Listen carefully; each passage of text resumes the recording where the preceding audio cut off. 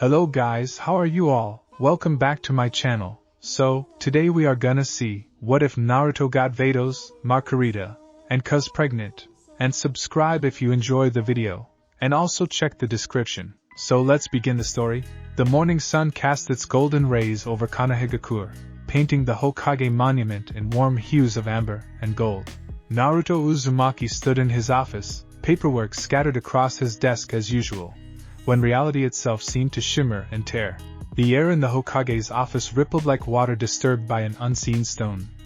Naruto's instincts, honed through decades of combat and near-death experiences, immediately kicked in.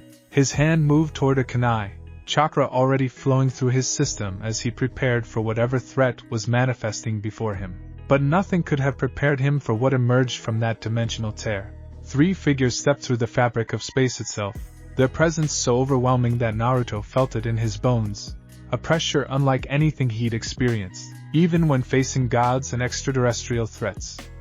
They weren't hostile, but their sheer existence seemed to bend reality around them.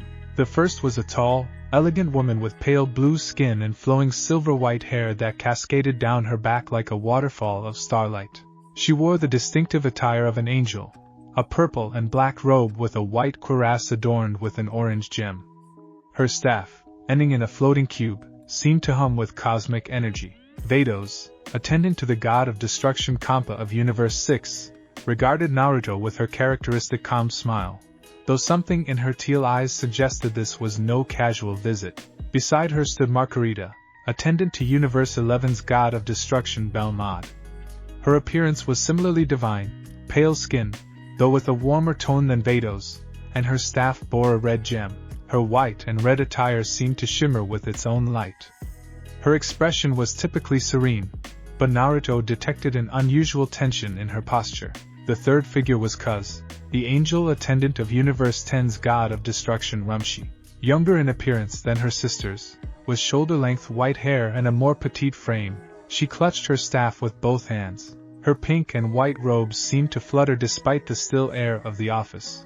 Naruto Uzumaki, Vados spoke first, her voice carrying the weight of eons despite its pleasant tone.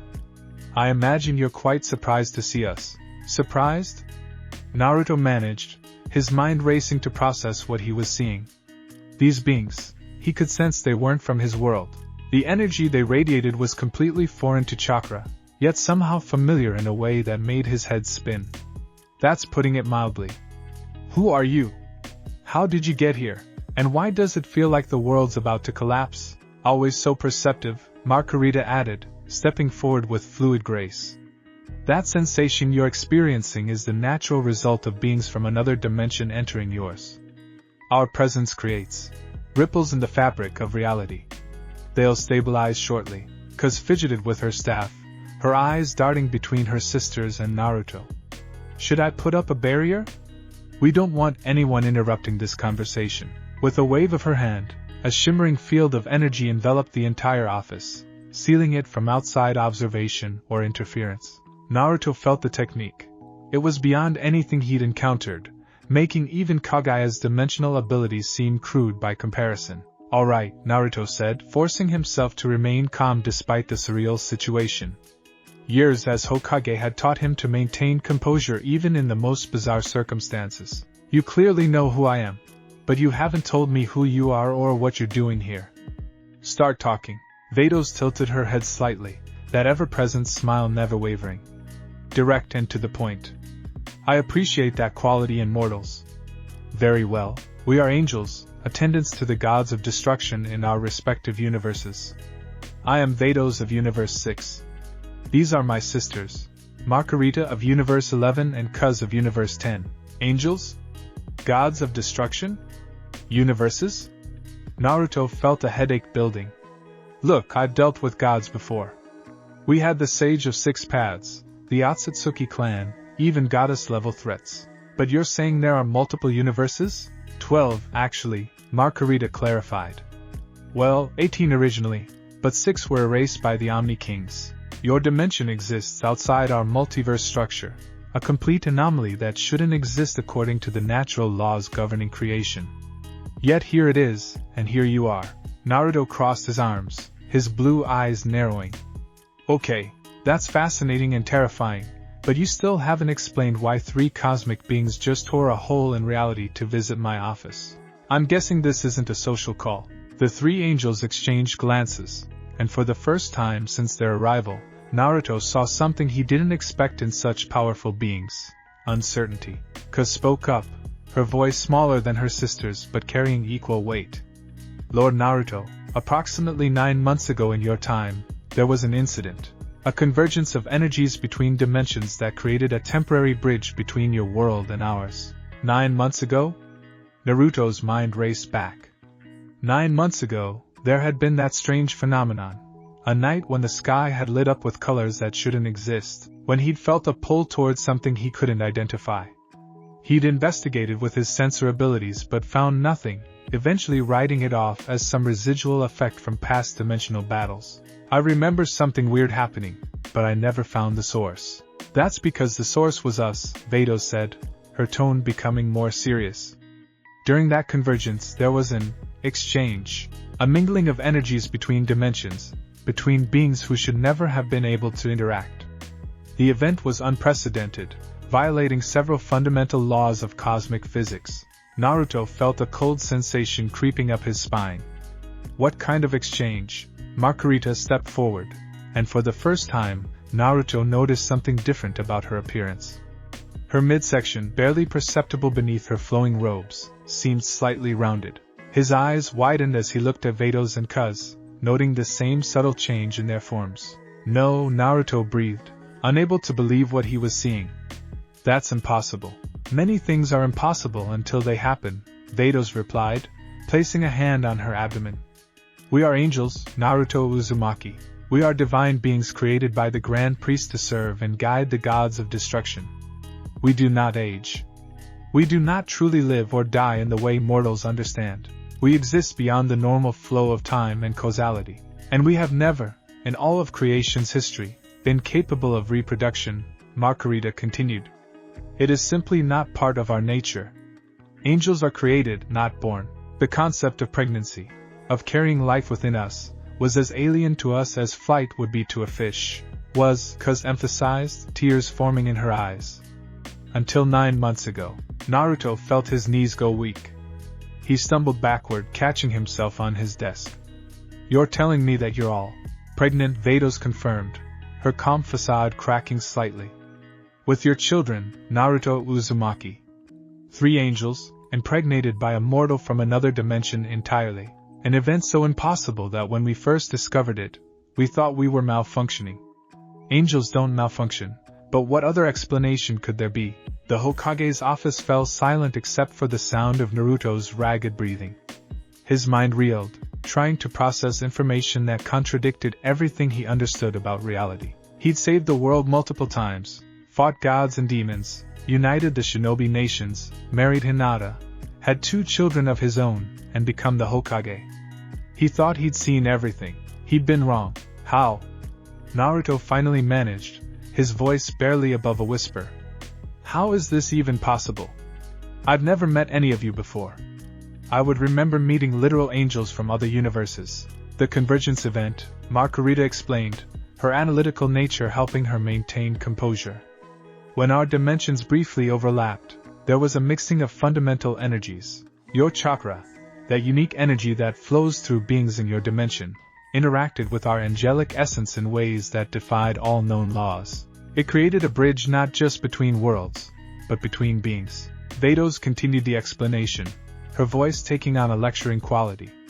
During that brief window, we were drawn to the epicenter of the convergence from our respective universes.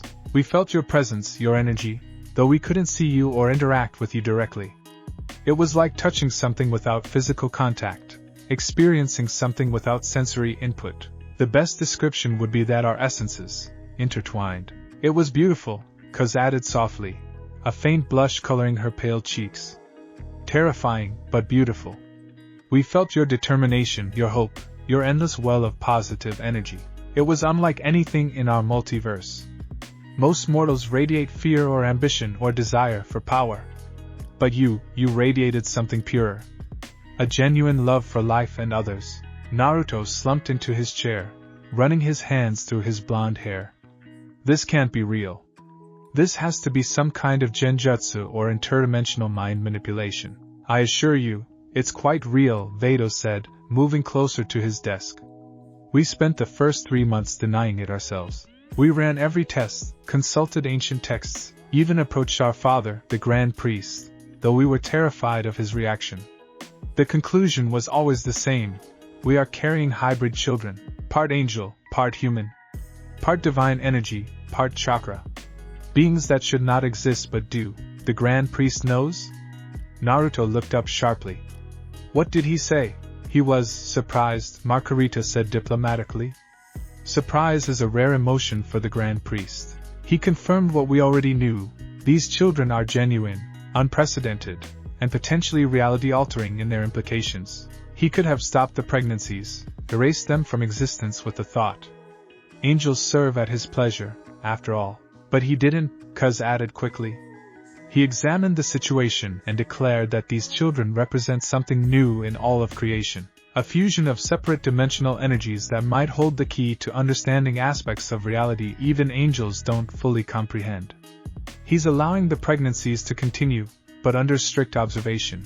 Naruto stood up, pacing across his office. His mind was working overtime, trying to sort through the implications. And what about your gods of destruction?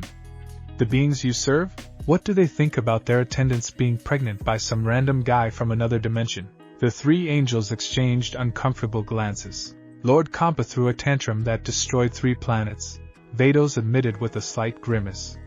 He's still not speaking to me, though he hasn't demanded I terminate my duties or the pregnancy. I believe he's more sulking than genuinely angry. Lord Belmont was surprisingly understanding, Marcarita said. Though he did make me promise that this wouldn't interfere with my duties as his attendant. He's curious about the children from an academic standpoint. Lord Rumshi panicked, Cuz said quietly. He's convinced this is somehow his fault for not supervising me properly, even though I'm the one who supervises him. He's been overly protective ever since, which is sweet, actually, if a bit annoying. Naruto stopped pacing, turning to face the 3 divine beings. Okay. Let's say I believe all of this. And I'm not saying I do, but let's say. Why come here now? Why tell me? You're angels. You could raise these kids on your own in your universes. And I'd never know the difference. Because they're your children too, Vados stated firmly. Regardless of the unconventional circumstances of their conception, you are their father. You have a right to know, and they have a right to know their father. And because the situation is more complicated than simple parenthood, Marcarita added, these children will be bridges between dimensions. They will carry both angelic power and chakra, exist in both our reality and yours. Raising them properly will require cooperation between our worlds. Plus, Cuz said, her voice becoming emotional, we wanted to meet you. Really meet you. We've carried pieces of you inside us for 9 months. We've felt your energy through our connection to the children. We've seen glimpses of your memories, your feelings, your very essence. It felt wrong to give birth to your children without ever knowing you as a person. Naruto's head was spinning. He thought of Hinata, his wife who had stood by him through everything. His children, Boruto and Himawari. His village, his responsibilities. How could he possibly explain this to anyone? This is insane, he muttered then louder. This is absolutely insane. I'm the Hokage. I'm married. I have a family, responsibilities, a village to protect. I can't just. What am I even supposed to do with this information? We're not asking you to abandon your life or family, Vados assured him. We understand you have commitments in your dimension. We're simply here to inform you and to discuss how we move forward. Move forward? Naruto laughed, a slightly hysterical edge to it. How do we move forward from congratulations? 3 cosmic beings you've never met are having your babies. 1 step at a time, Marcarita suggested pragmatically. First, you need to accept the reality of the situation. Second, we need to establish communication between our dimensions. Third, we need to prepare for the births and what comes after. When? Naruto asked, dreading the answer. When are they due? Soon, Cuz answered. Angel pregnancies follow different temporal rules than mortal ones. We've been pregnant for 9 of your months. but the gestation period is approaching its natural conclusion. Within the next few weeks, the children will be born. Weeks? Naruto felt faint. I have weeks to process this and figure out how to explain it to my wife, my kids, my entire village, and prepare for 3 interdimensional children to be born. We understand this is overwhelming, Vados said sympathetically. But you're Naruto Uzumaki. We've observed you through our connection to the children. We know your history, your achievements. You've overcome impossible odds before. You united warring nations, defeated gods, saved your world multiple times. If anyone can handle this situation, it's you. Naruto wanted to argue, to deny, to wake up from this nightmare. But looking at the 3 angels before him, seeing the mixture of nervousness, hope, and determination in their eyes, he recognized something fundamental. They were scared too. Despite their cosmic power and divine nature, they were facing something completely unknown, something that terrified them, and they'd chosen to include him rather than face it alone. I need time, Naruto said finally. I need to think, to figure out how to handle this. And I need to talk to Hinata. I can't keep something like this from her. Of course, Marcarita nodded. We wouldn't expect otherwise. Your relationship with your wife is important. But time is something we have very little of, Vados reminded him gently. The children will come whether we're ready or not. Reality is already beginning to adjust to accommodate their existence. Both our dimensions will feel the effects. What do you mean? Naruto asked warily. Kuz gestured to the window, where Naruto could see the village going about its daily business. These children are anchors between realities.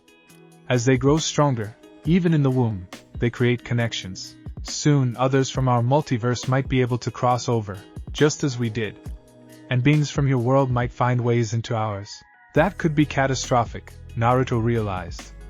If the wrong people gain that kind of dimensional travel ability. Precisely, Vados confirmed. Which is why we need to work together. To establish proper channels and safeguards. To ensure that when our children are born, they come into a reality that's prepared for them. Naruto moved to the window, looking out over the Hidden Leaf village, his home, the place he'd sworn to protect. Somewhere down there, Hinata was probably helping Himawari with her training or managing clan affairs. Boruto might be on a mission or causing trouble with his team. His people were living their lives, completely unaware that reality itself was about to fundamentally change. I need proof, he said suddenly, turning back to the angels. I believe you, or at least I believe you believe this. But I need to verify it somehow. Can you show me? Let me sense the children or something? The 3 angels looked at each other, then nodded. Vados stepped forward first. Give me your hand, she instructed. Naruto hesitated, then extended his hand. Vados took it gently, placing it on her abdomen. The moment his palm made contact, Naruto felt it, a spark of chakra, unmistakably his own, mixed with something vast and incomprehensible. It was like touching the sun while standing in an ocean, feeling both the warmth of his own energy and the infinite depth of something divine. And within that mix, he felt a consciousness. Small, nascent, but undeniably there. A life that carried both his essence and something far beyond him. Tears sprang to Naruto's eyes unbidden. Oh, he whispered. Oh no. It's real. It's really real. Marcarita and Kuz came forward as well, each allowing him to feel the same impossible truth. 3 lives, 3 children, each a unique blend of mortal and divine, each carrying a piece of him within them. When Naruto finally pulled his hands back, he was shaking. What are they? He asked. Boys? Girls? We don't know yet, Marcarita admitted. Angel biology is different. The children's nature won't be fully determined until birth. They're still forming, still deciding what they'll be. Naruto slumped back against the window, sliding down to sit on the floor. The 3 angels watched him with concern as he processed everything. My whole life, Naruto said quietly, I've tried to do the right thing. To protect people, to bring peace, to be someone worthy of the trust people place in me. And now I've got 3 cosmic beings pregnant with my kids, and I don't even remember how it happened. How is that fair? Fairness is a mortal concept, Vados said, not unkindly. The universe doesn't operate on fairness. It operates on cause and effect, on the interplay of energies and forces. What happened to us wasn't planned or earned or deserved, it simply was. The convergence occurred, the energy exchange happened, and now we deal with the consequences. But for what it's worth, Cuz added, kneeling beside Naruto, we don't regret it. Even with all the fear and uncertainty, we don't regret it. These children are miracles, Naruto. They're proof that impossible things can happen, that the universe still has surprises even for beings like us. That's beautiful. Naruto looked at Cuz, really looked at her, and saw sincerity in her eyes. He looked at Vados and Marcarita and saw the same. These beings, these angels, weren't trying to manipulate him or trap him. They were genuinely trying to navigate an impossible situation, just like he was. Okay, Naruto said, forcing himself to stand. Okay. Here's what we're going to do. You three are going to stay in this office while I go talk to Hinata. I need to tell her everything before we move forward. Then I'll gather my advisors, people I trust completely. We'll figure out how to handle this situation properly. That's reasonable, Marcarita agreed. But Naruto continued, his voice firm, I need you to understand something. I don't care if you're angels or gods or whatever. These kids, our kids, they're going to be raised right. With love, with support, with both their families involved. I won't let them grow up thinking they're mistakes or accidents or cosmic anomalies. They're children, and they deserve better than that. A smile crossed Vados' face, this one genuine and warm rather than her usual practiced expression. That's exactly what we hoped you'd say. We researched you extensively, Marcarita said.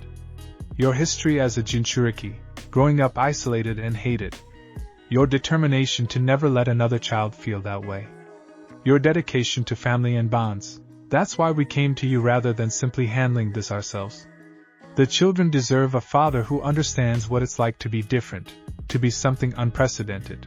Naruto felt his resolve solidifying. Yes, this situation was insane. Yes, it would create enormous complications. Yes, he had no idea how to explain it to anyone, but 3 children were coming into the world, and they would need him. I'll be back soon, Naruto said, moving toward the door. Don't leave this office, don't let anyone see you, and definitely don't blow anything up. We'll behave, Vados promised with a hint of amusement. As Naruto reached for the door handle, Cuz called out, Naruto? Thank you? For not rejecting us or the children. We were afraid you might. Naruto looked back at the 3 angels, seeing their vulnerability despite their power. He thought about his own children, about how much he loved them despite any difficulties or surprises they brought. Hey, he said with a small smile, I'm the guy who befriended the demon fox that tried to destroy my village. I convinced my best friend who'd gone completely dark to come back to the light. I made peace with people who killed my parents.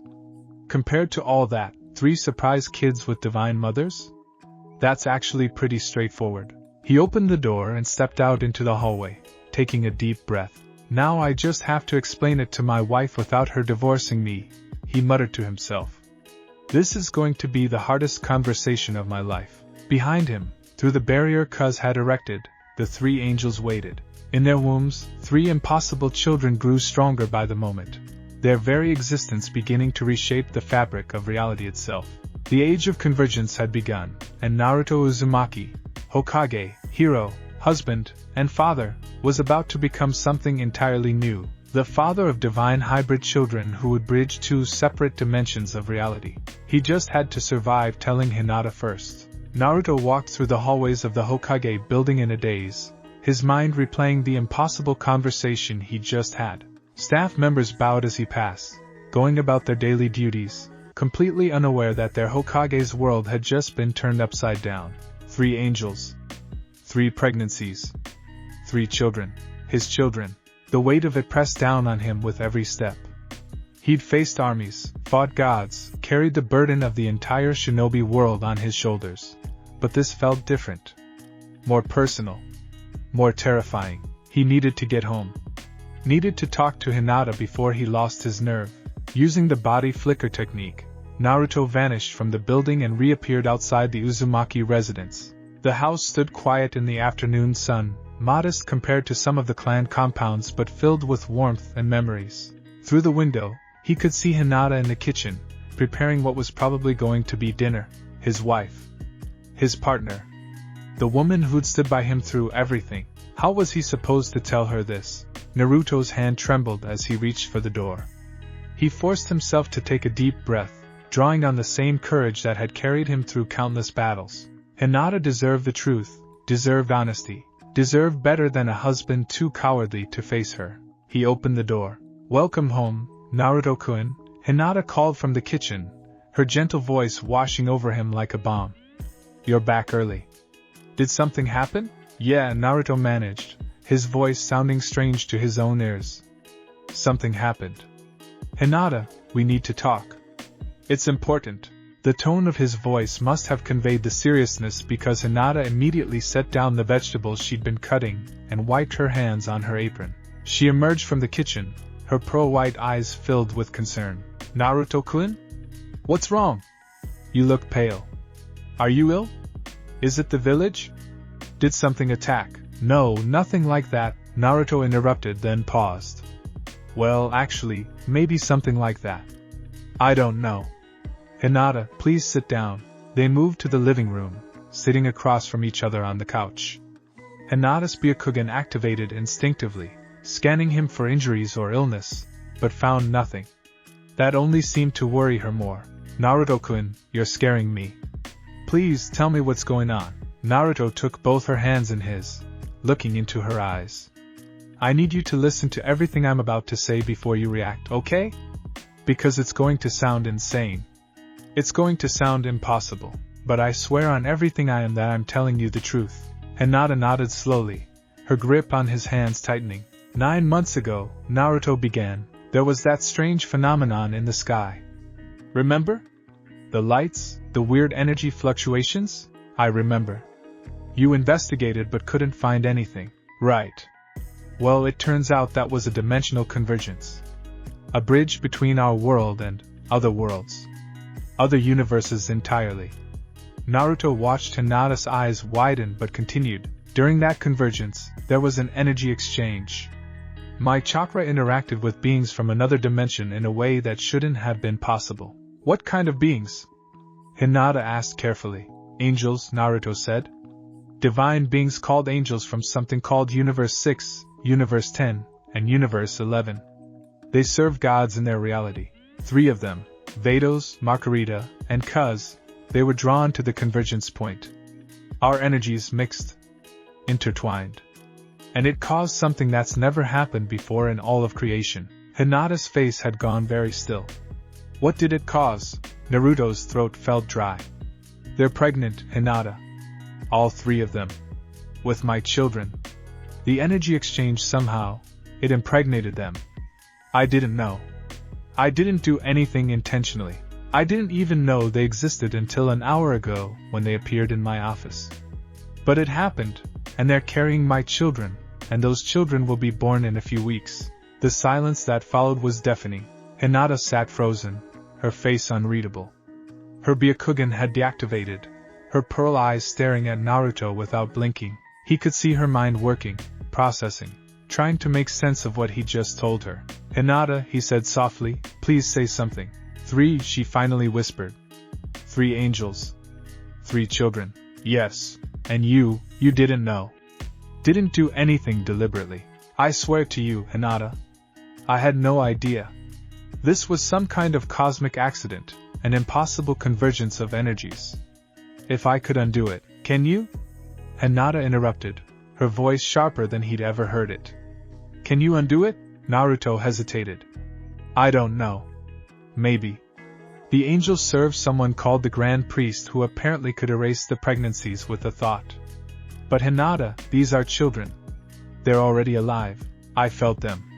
They have my chakra mixed with this divine energy, and they're real, living beings.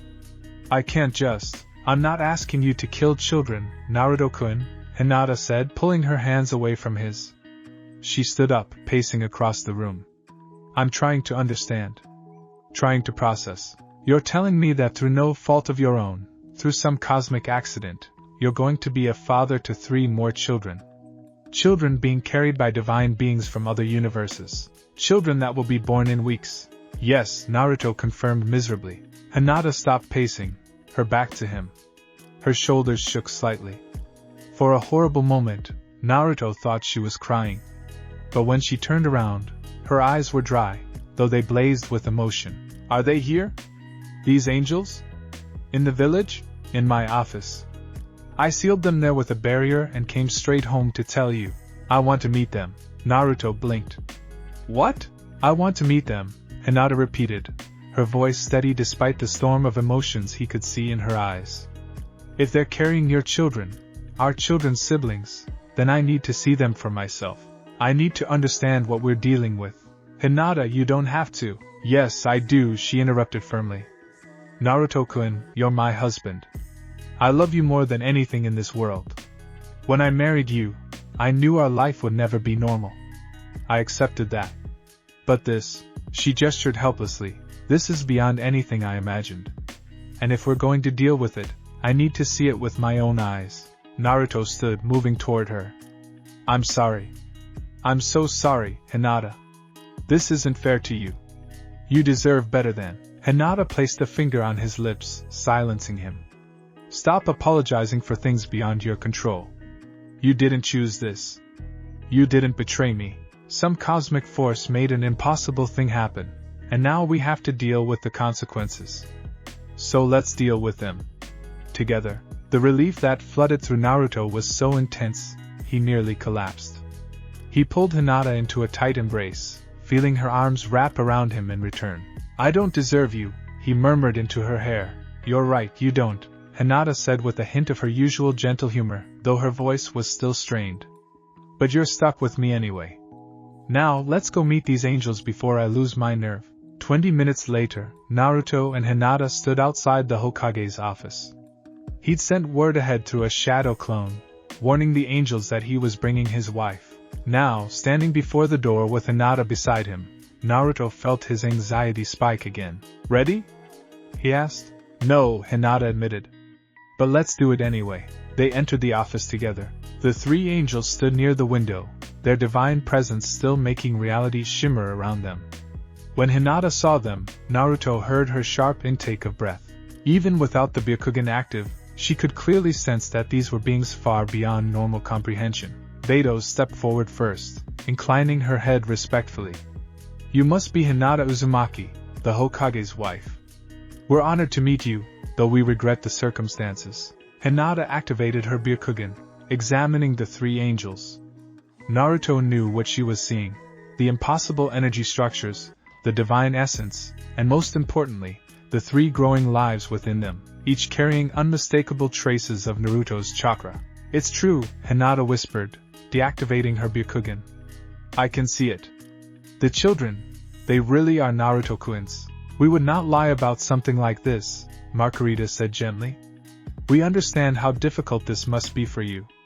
If we could have prevented it, but you couldn't, Hinata finished, her voice steadier now. None of us could. It was a cosmic accident. She moved closer, studying each angel in turn. What are you going to do? After the children are born, I mean.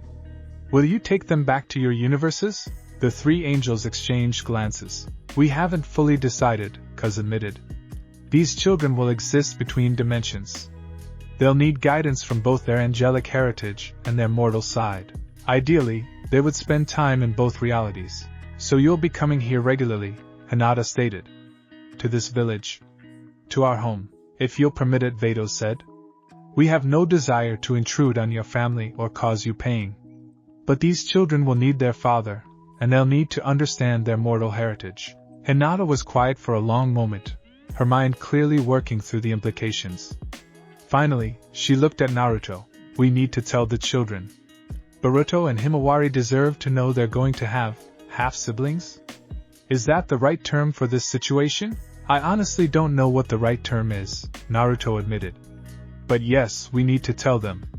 And we need to tell the village leadership. This is too big to keep secret. Agreed, Hinata said. Then, to the angels, I'm not happy about this situation. I won't pretend to be, but I also won't punish children for the circumstances of their birth, or reject them because of how they came to exist. If Naruto-kun is their father, then this family will welcome them. Somehow, the gratitude on the three angels' faces was palpable. Thank you, Marcarita said sincerely. Your grace in this impossible situation is admirable. Don't thank me yet, Hinata replied. I'm still processing. I might have a complete breakdown later. But right now, we have practical matters to address. She turned to Naruto. You said you wanted to involve your advisors? Yeah. Shikamaru, Kakashi-sensei, maybe Sakura for medical knowledge. People we can trust absolutely. Then call them, Hinata said firmly. The sooner we start dealing with this, the better. An hour later, the Hokage's office was considerably more crowded. Shikamaru Nara stood near the desk, his sharp eyes moving between the three angels with undisguised wariness. Kakashi Hatake leaned against the wall, his visible eye narrowed in thought. Sakura Haruno stood beside Hinata, her medical expertise already working to understand what she was sensing from the three divine beings. So, Shikamaru said slowly, breaking the tense silence, let me make sure I understand this correctly. 9 months ago, there was a dimensional convergence that caused Naruto's chakra to somehow impregnate three divine beings from alternate universes. And now they're here to inform him that he's going to be the father of three unprecedented hybrid children who will exist between dimensions and potentially alter the fabric of reality itself. That's accurate, Naruto confirmed. Troublesome doesn't even begin to cover this, Shikamaru muttered, rubbing his temples. Kakashi spoke up, his voice thoughtful. I've seen a lot of strange things in my time. Fought in wars, battled gods, witnessed the impossible more times than I can count. But this, he gestured at the angels, this is new even for us. The question is, what are the implications for the village? For the world? The implications are vast, Vados answered. The children will act as anchors between our dimensions. As they grow, the barrier between realities will weaken in their vicinity. This could allow for travel between universes, for both beneficial and dangerous purposes. So you're saying that hostile forces from your universes could potentially invade ours? Shikamaru asked sharply. Or hostile forces from yours could access ours, Marcarita countered. The danger flows both ways.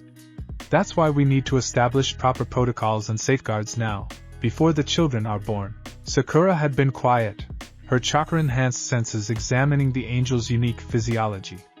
Now she spoke up, her voice filled with medical fascination and concern. I've never seen anything like this. Their biology is completely foreign to anything in our world. The pregnancies are progressing normally from what I can tell, but normal is relative when you're talking about divine beings. What happens during the births? Will they be dangerous? Will the children be stable? We don't know, Cuz admitted. This has never happened before. The Grand Priest believes the children will be born healthy, but there could be complications. The mixing of divine essence and chakra could create unpredictable effects. Then we need to prepare for every possibility, Sakura said, her mind already racing. Medical facilities, containment measures in case the energy release is dangerous, trained personnel who can respond to a crisis. There's another concern, Kakashi interrupted. When word of this gets out, and it will get out eventually, how will people react? The village has come a long way. But three divine beings showing up pregnant with the Hokage's children? That's going to cause panic, questions, possibly political instability. Not to mention how other villages will react, Shikamaru added. They'll see this as Konoha gaining access to divine power, to beings from other dimensions. It could upset the balance we've worked so hard to maintain. Naruto slumped in his chair, the weight of leadership pressing down on him. So what do? We can't hide this.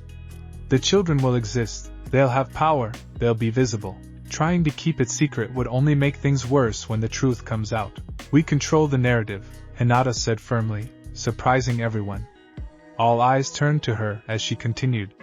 We announce it ourselves on our terms. We explain that this was a cosmic accident, that Naruto had no control over it, and that the children will be part of a new alliance between dimensions.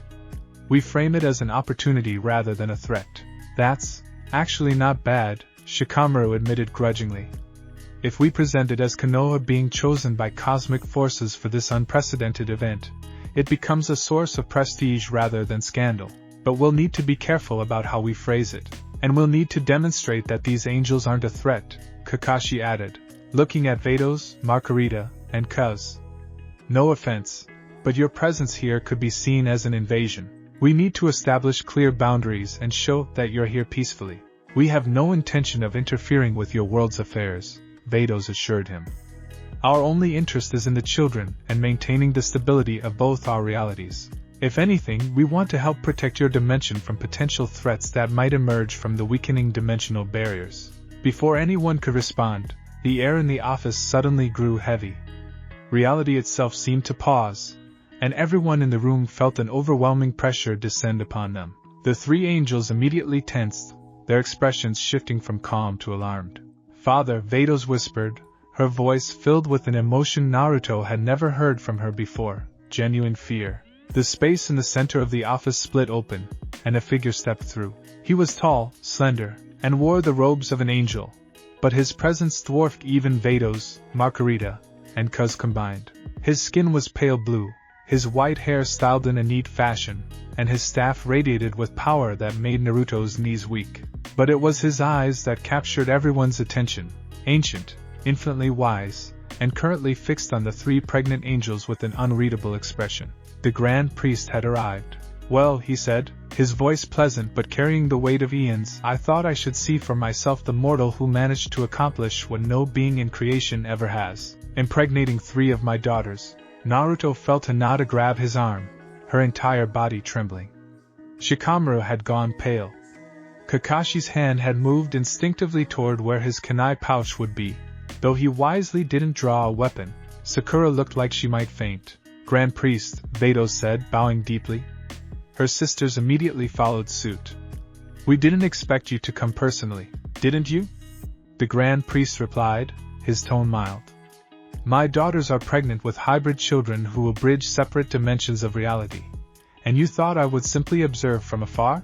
I may be patient, but I'm not indifferent." He turned his full attention to Naruto, who felt like he was being examined at a molecular level. "Naruto Uzumaki," the Grand Priest said, "Hokage of the Hidden Leaf Village, former Jinchuriki of the Nine Tails, savior of your world multiple times over, possessor of a unique chakra signature that apparently resonates with divine essence in unprecedented ways." Naruto managed, his usual confidence completely shattered by the sheer presence of this being. "That's me? I mean, yes. I'm Naruto Uzumaki." "He's terrified," the Grand Priest observed, though not unkindly. "Understandable. Tell me, Naruto Uzumaki, what do you intend to do about your children?" Naruto forced himself to stand straighter, channeling every ounce of courage he possessed. "I intend to be their father, sir. I didn't ask for this situation, didn't plan it, but those kids didn't ask to exist either. They deserve a dad who'll be there for them, who'll protect them, who'll love them. So that's what I'm going to do." The Grand Priest studied him for a long moment. Then, surprisingly, he smiled, a genuine expression of approval. "Good answer. Vados, Marcarita, Kuz, you chose the right father for your children. Whether you chose him consciously or the universe chose him for you, the result is the same." He turned back to Naruto. "I will be frank with you. These children represent an unknown variable in the grand design of creation. They could become powerful forces for good, bridges between dimensions that unite separate realities in beneficial ways. Or they could become catastrophic threats, their very existence tearing holes in the fabric of space-time. That's terrifying," Naruto said honestly. "Yes. But most powerful beings are terrifying in potential. What matters is guidance, upbringing, the values they're taught. That's where you come in." The Grand Priest gestured around the room. "All of you. This dimension will help shape these children just as much as their angelic heritage will. The question is, are you prepared for that responsibility?" "We don't have a choice," Hinata spoke up, her voice steady despite her fear. "The children are coming whether we're ready or not. So we'll prepare, we'll adapt, and we'll do our best." The Grand Priest looked at Hinata with interest. "The Hokage's wife. You show remarkable composure given the circumstances. Your husband's chakra impregnated 3 divine beings, yet you stand here offering to help raise the resulting children. Why?" "Because they're children," Hinata said simply. "And children deserve love and family, regardless of how they came to exist. I won't punish them for circumstances beyond their control. That would make me no better than the people who shun Naruto-kun for being a Jinchuriki." The Grand Priest's smile widened. I see why Naruto Uzumaki chose you as his partner. Very well. I came here to assess the situation and determine if intervention was necessary. Having seen you all, having spoken with the father and those close to him, I've made my decision. Everyone held their breath. The pregnancies will continue to term. The children will be born. And I will permit regular contact between our dimensions for the purpose of co-parenting and managing the dimensional bridges that will form. However, his expression became stern. There will be rules. Strict rules. The dimensional pathways cannot be allowed to become chaos. Travel between realities will be monitored and controlled. Is this understood? Yes, Grand Priest, the three angels said in unison. And you, Naruto Uzumaki? Do you agree to these terms? If it means the kids get to know both their families and both their worlds, then yes. I agree. Then it's settled. The Grand Priest turned to leave, then paused. One final thing. The births will occur simultaneously, despite the mothers being from different universes. The children will be born on the same day, at the same moment, creating a synchronized event across multiple dimensions. You should prepare for a significant cosmic disturbance when that happens. How significant? Shikamaru asked warily. Significant enough that everyone in this dimension and several others will feel it. The birth of beings who exist in multiple realities simultaneously tends to create ripples. The Grand Priest opened a portal back to his realm. I'll be watching. Raise them well. He stepped through and vanished, the portal closing behind him. The oppressive pressure in the room immediately lifted, and several people let out breaths they hadn't realized they were holding. That, Kakashi said slowly, was the most terrifying conversation I've ever been part of. And I've talked to Orochimaru. He seemed reasonable, Sakura offered weakly. He's the Grand Priest, Vados said, still looking shaken. He's the most powerful being in all of creation aside from the Omni Kings. The fact that he approved of this situation is, actually a huge relief. I was worried he might decide the children were too dangerous and erase them. Can he do that? Hinata asked, horrified. Just erase living beings? He created all angels, Marcarita explained. He could uncreate us just as easily. The fact that he's allowing the children to be born and even facilitating contact between dimensions means he sees potential in them. That's good. That's very good. Naruto sank back into his chair, running his hands through his hair. This is really happening. This is all really happening. Yes, Shikamaru said, his strategic mind already working. Which means we need to start planning immediately. We have weeks, not months. We need medical preparations, security measures, diplomatic strategies for explaining this to other villages, public relations plans for the village itself, and contingencies for the significant cosmic disturbance that's apparently coming. I'll handle the medical preparations, Sakura said, her professional demeanor reasserting itself. I'll need to study angelic physiology as much as possible, prepare the hospital, and train staff for potential complications. I'll work on the security and diplomatic angles, Kakashi offered. We'll need to reach out to the other Kages, explain the situation before rumors spread. Better they hear it from us than through the grapevine. And I'll start drafting the public announcement, Shikamaru added. We'll need to strike the right tone, informative but not alarming, honest but not overly detailed. Hinata looked at Naruto. What will you do? Naruto looked at the three angels, Vados, Marcarita, and Kuz, who had brought this impossible situation into his life. Then he looked at his wife, his advisors, his friends. All of them were stepping up, taking on burdens they never asked for, all because of him. I'll do what I always do, Naruto said, his determination returning. I'll face this head-on. I'll get to know Vados, Marcarita, and Kuz. I'll learn about their worlds, their cultures, what they'll need from me as the father of their children. And I'll prepare to be the best dad I can be to three kids who are going to be unlike anyone else in existence. He stood up, looking at each person in the room. This situation is crazy. It's impossible. It's going to cause problems we can't even imagine yet. But we've faced impossible odds before, and we've won. We'll face this together, as a village, as a family. And we'll make sure those three kids have the best possible chance at a good life. The room was silent for a moment, then Kakashi chuckled. Same old Naruto. Face the impossible with impossible optimism. It's worked so far, Naruto said with a grin. Then let's get to work, Shikamaru said. We've got a few weeks to prepare for something that's never happened before in all of creation. No pressure. As the group began discussing specifics, medical protocols, security measures, diplomatic strategies, Naruto caught Hinata's eye. She gave him a small smile, and he felt a wave of gratitude wash over him. Whatever challenges lay ahead, at least he wasn't facing them alone. Outside the window, the sun was setting over Konohagakure. The village went about its evening routines, unaware that in a few short weeks, reality itself would shift. 3 children would be born who existed between dimensions, carrying the potential to either unite or destroy multiple universes. And Naruto Uzumaki, the boy who'd once been shunned by this very village, would become the father of beings that defied the laws of creation itself. The age of convergence was truly beginning. The days following the Grand Priest's visit passed in a blur of activity. Naruto had called an emergency meeting with the 5 Kages, explaining the situation via secure video link. The reactions had been mixed. Gaara of the Sand had been characteristically calm, accepting the information with his usual stoic grace and offering Suna's support. Dari of the Cloud had been skeptical but willing to trust Naruto's account. Kuratsuchi of the Stone had laughed for 5 minutes straight before realizing Naruto was serious, then demanded to meet the angels herself. Chojuro of the Mist had been overwhelmed but supportive. It was enough.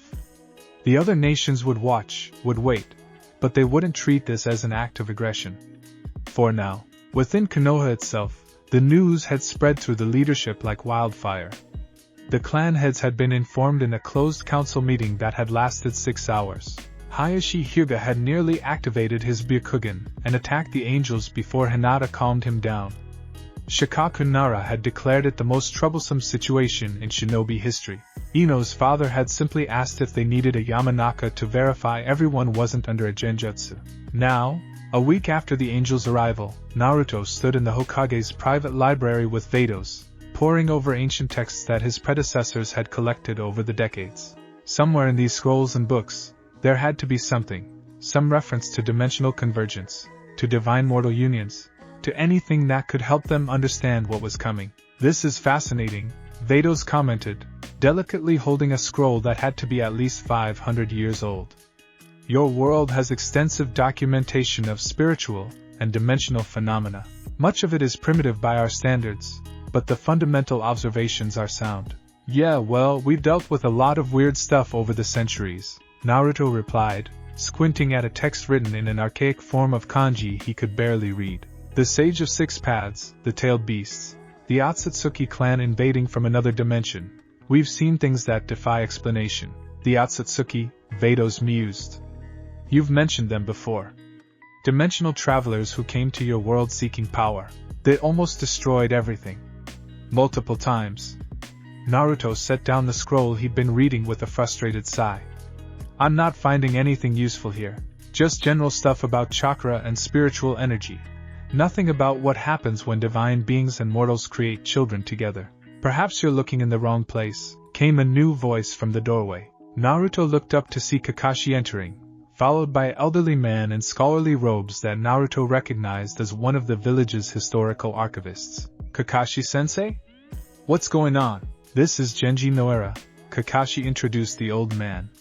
He's been the head archivist for 40 years, and he thinks he might have found something relevant. Genji bowed respectfully, though his eyes widened when he saw Vados up close. Forgive my staring, Lady Vados. It's not every day one meets a being from beyond our dimension. He clutched a leather-bound tome to his chest. Lord Hokage, when the council briefed us archivists on the situation, I remembered something. A text that was recovered from the ruins of an ancient temple in the land of ancestors about 70 years ago. What kind of text? Naruto asked, moving closer. Genji carefully opened the tome, revealing pages covered in symbols that looked like a mix of ancient kanji and something else entirely. Geometric patterns that seemed to shift when Naruto looked directly at them. We never fully translated it, Genji explained. The language is pre-shinobi era, possibly dating back thousands of years. But there were certain passages that we could interpret. Passages that spoke of children born of 2 worlds, bridges between the mortal and the eternal, and 3 who are one. bringing convergence or destruction. Vados moved to examine the text, her eyes widening. This is extraordinary. These symbols, some of them are similar to divine script used in our multiverse. How is that possible? I don't know, Genji admitted.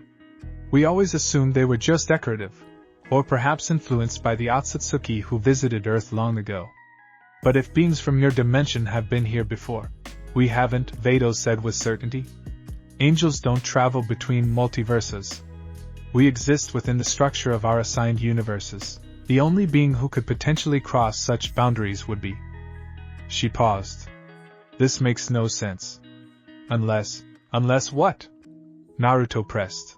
Unless this prophecy predates the current structure of creation, Vados said slowly, her mind clearly racing. Before the current multiverse system was established by Zeno-sama, before angels were created as we are now, there were older forms of existence. Primordial forces. If this text comes from that era, it might be describing something that was always meant to happen. At that moment, the door burst open again. Marcarita and Cuz rushed in, both looking excited. Vados, Marcarita called out, we need to show you something. Father sent us a message. Vados set down the ancient tome. The Grand Priest contacted you? He gave us access to the archives of eternity, Cuz explained, her eyes bright with discovery. He said if we were going to be mothers to unprecedented beings, we should understand the full scope of what that means. And we found something. A record from before angels as we know them existed. Cuz waved her staff, and a holographic projection appeared in the air, text written in flowing script that glowed with divine light. Naruto couldn't read it, but the angels clearly could, and their expressions shifted from excitement to shock. This can't be right, Vados breathed. The prophecy of convergent souls. I thought it was myth, a story told to young angels about impossible things. What does it say? Naruto asked, frustrated by his inability to read divine script. Marcarita gestured, and the text shifted, translating into Japanese characters that Naruto could understand. When the wheel of creation turns to its appointed hour, when dimensions align in ways not seen since the first dawn, 3 of the eternal shall be touched by the mortal flame. 3 who serve the balance shall carry the convergent ones, children born of impossibility, existing in plural truths. They shall be the bridge or the break, unity or annihilation, for in them flows the power to reshape all that is. The room fell silent as everyone absorbed the words. That's specific, Kakashi said finally. 3 of the eternal. That's you 3. Touched by the mortal flame, Naruto's chakra during the convergence. Children born of impossibility. Well, that's self-explanatory, but what does the bridge or the break mean? Naruto asked, feeling cold dread settling in his stomach. Unity or annihilation? Are you saying our kids could destroy everything, or unite everything? Vados countered, though her voice was uncertain. Prophecies are notoriously vague. They describe potential outcomes, not certainties. Free will and choice determine which path manifests. There's more, Cuz said, scrolling through the divine text. It mentions the 3 trials of convergence. Challenges that will test the children and their parents before their first year of life is complete. It says these trials will determine the children's ultimate nature. Trials? Naruto felt his protective instincts flare. What kind of trials? It doesn't specify, Marcarita said, reading ahead. Only that they will come from unexpected sources, that they will test not power but character, and that failure means the breaking of bonds and the sundering of worlds. Genji had been quietly comparing the ancient tome with the divine projection. Now he spoke up, his voice trembling with scholarly excitement. The texts match. The prophecy in our archives and your divine records. They're describing the same event. Look here, he pointed to a passage in the ancient book. This symbol cluster can be interpreted as 3 vessels of the Skywalkers carrying the children of the Earthbinder. It's the same prophecy, just recorded independently by different cultures in different dimensions. That's impossible, Kakashi said. How could people in our world thousands of years ago know about a prophecy from a completely separate multiverse? Unless they're not separate, Vados said slowly, a theory forming in her mind. What if our dimensions were once connected? What if the current structure of creation, with its 12 isolated universes in our multiverse and your dimension existing outside it, isn't the natural state? What if they were deliberately separated, and this prophecy is about them reconnecting? You're suggesting the entire structure of reality was reorganized at some point. Marcarita looked skeptical. That would require power beyond even the Omni-Kings. Or it would require the Omni-Kings themselves, Vados countered. What if they separated the dimensions for a reason, and now, for whatever cosmic purpose, it's time for them to reconnect? Our children might be the method by which that happens. Naruto's head was spinning. Okay, hold on. You're talking about reality-altering prophecies and cosmic restructuring, but I'm stuck on something simpler. 3 trials that could determine whether my kids become forces for good or destruction. What can we do to prepare for that? We can't, Kuz said quietly. That's the nature of prophecy. If we knew what the trials were and prepared specifically for them, we'd change the circumstances and they wouldn't be true tests. The only thing we can do is raise the children well and trust that when the trials come, they'll have the strength and character to face them. That's not good enough, Naruto said firmly. I'm not going to just sit around waiting for mysterious trials to determine my kid's fate. There has to be something we can do. At that moment, Shikamaru appeared in the doorway, looking harried. Naruto, we've got a situation. Your kids, Boruto and Himawari, they found out about the angels. Somehow. And now they're demanding to meet their future siblings. Naruto groaned. How did they find out?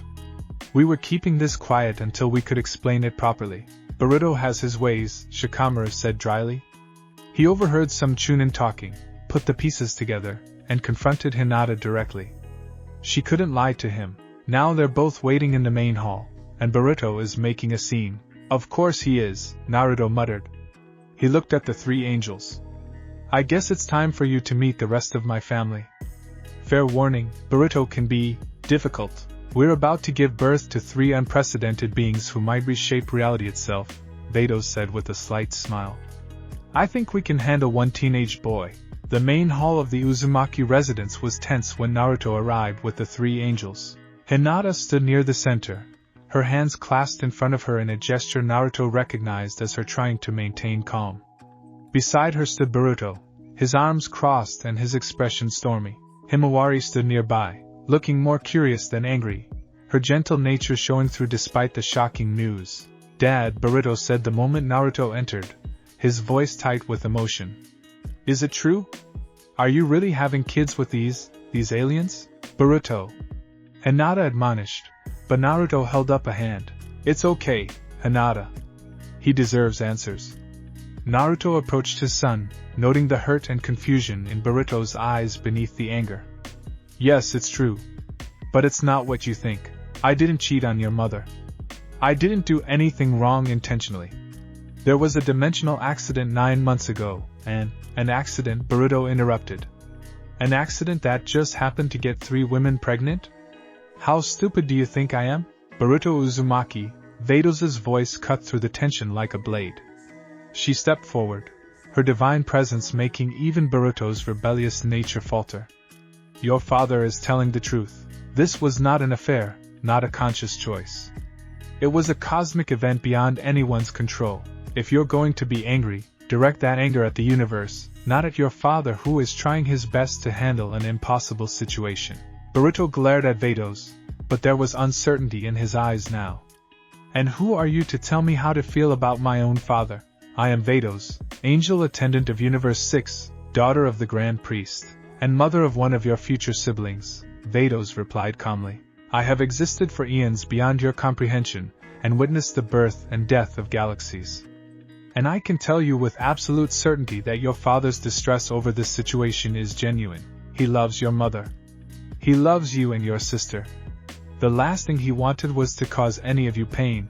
Himawari moved forward, her gentle voice breaking the tension. Boruto, stop. Can't you see Dad is hurting too? This isn't his fault.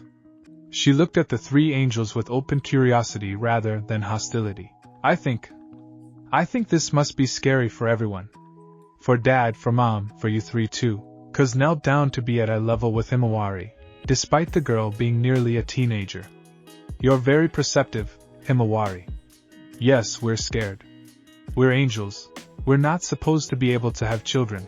We don't understand what's happening to our bodies, what it means for our duties, what kind of mothers we'll be. But we're trying to face it with grace. Himawari studied Kuz, then smiled slightly. I can feel it, you know. With my Byakugan. The babies inside you. They have Dad's chakra. But also something else. Something beautiful and strange. You can sense them? Marcarita asked with interest. Yes. All three of them. Himawari's eyes had taken on the distinctive veins of an active Byakugan. They're connected somehow. Like they're aware of each other even though they're in different people.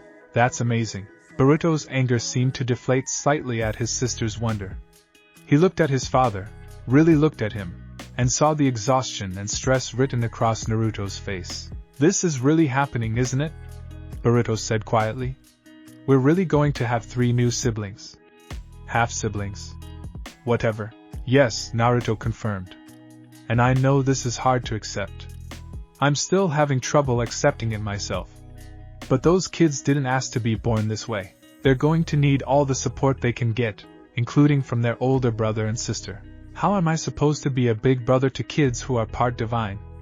Boruto asked, vulnerability showing through his defensive posture.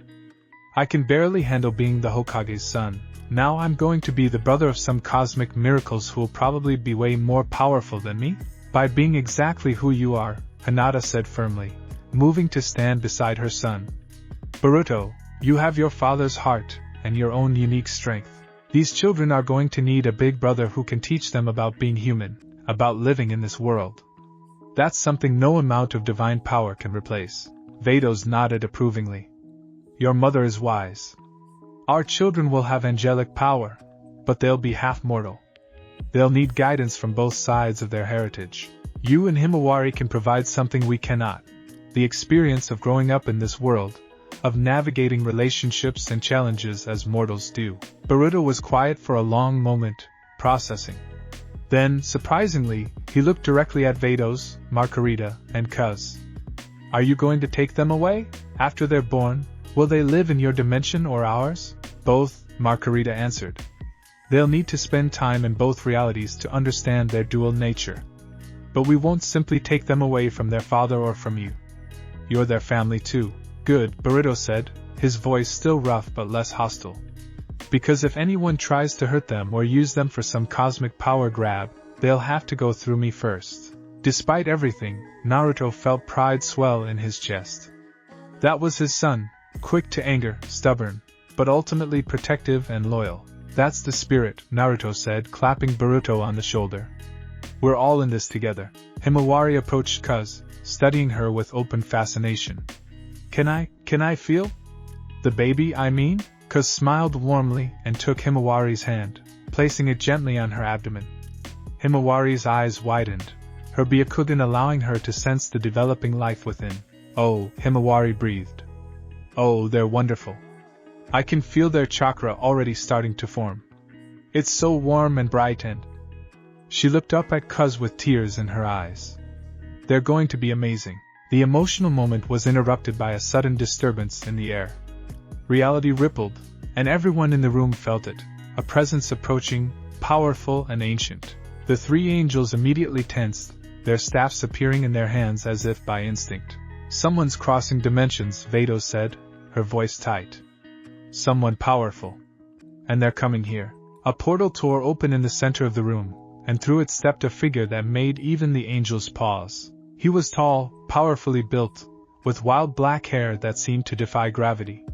He wore orange and blue gi, and his aura radiated such intense power that the floor beneath him cracked. His eyes were sharp, taking in the scene before him with the gaze of a seasoned warrior. So, Goku said, his voice carrying a mix of curiosity and excitement, I heard there was something interesting happening in another dimension. 3 angels pregnant? That's gotta be a story worth hearing. Naruto stared at the newcomer, recognizing immense power when he saw it. Who are you? Oh, right. I'm Goku. Son Goku from Universe 7. I'm friends with Vados here. Well, I know her sister was better, but same family, you know? He grinned widely.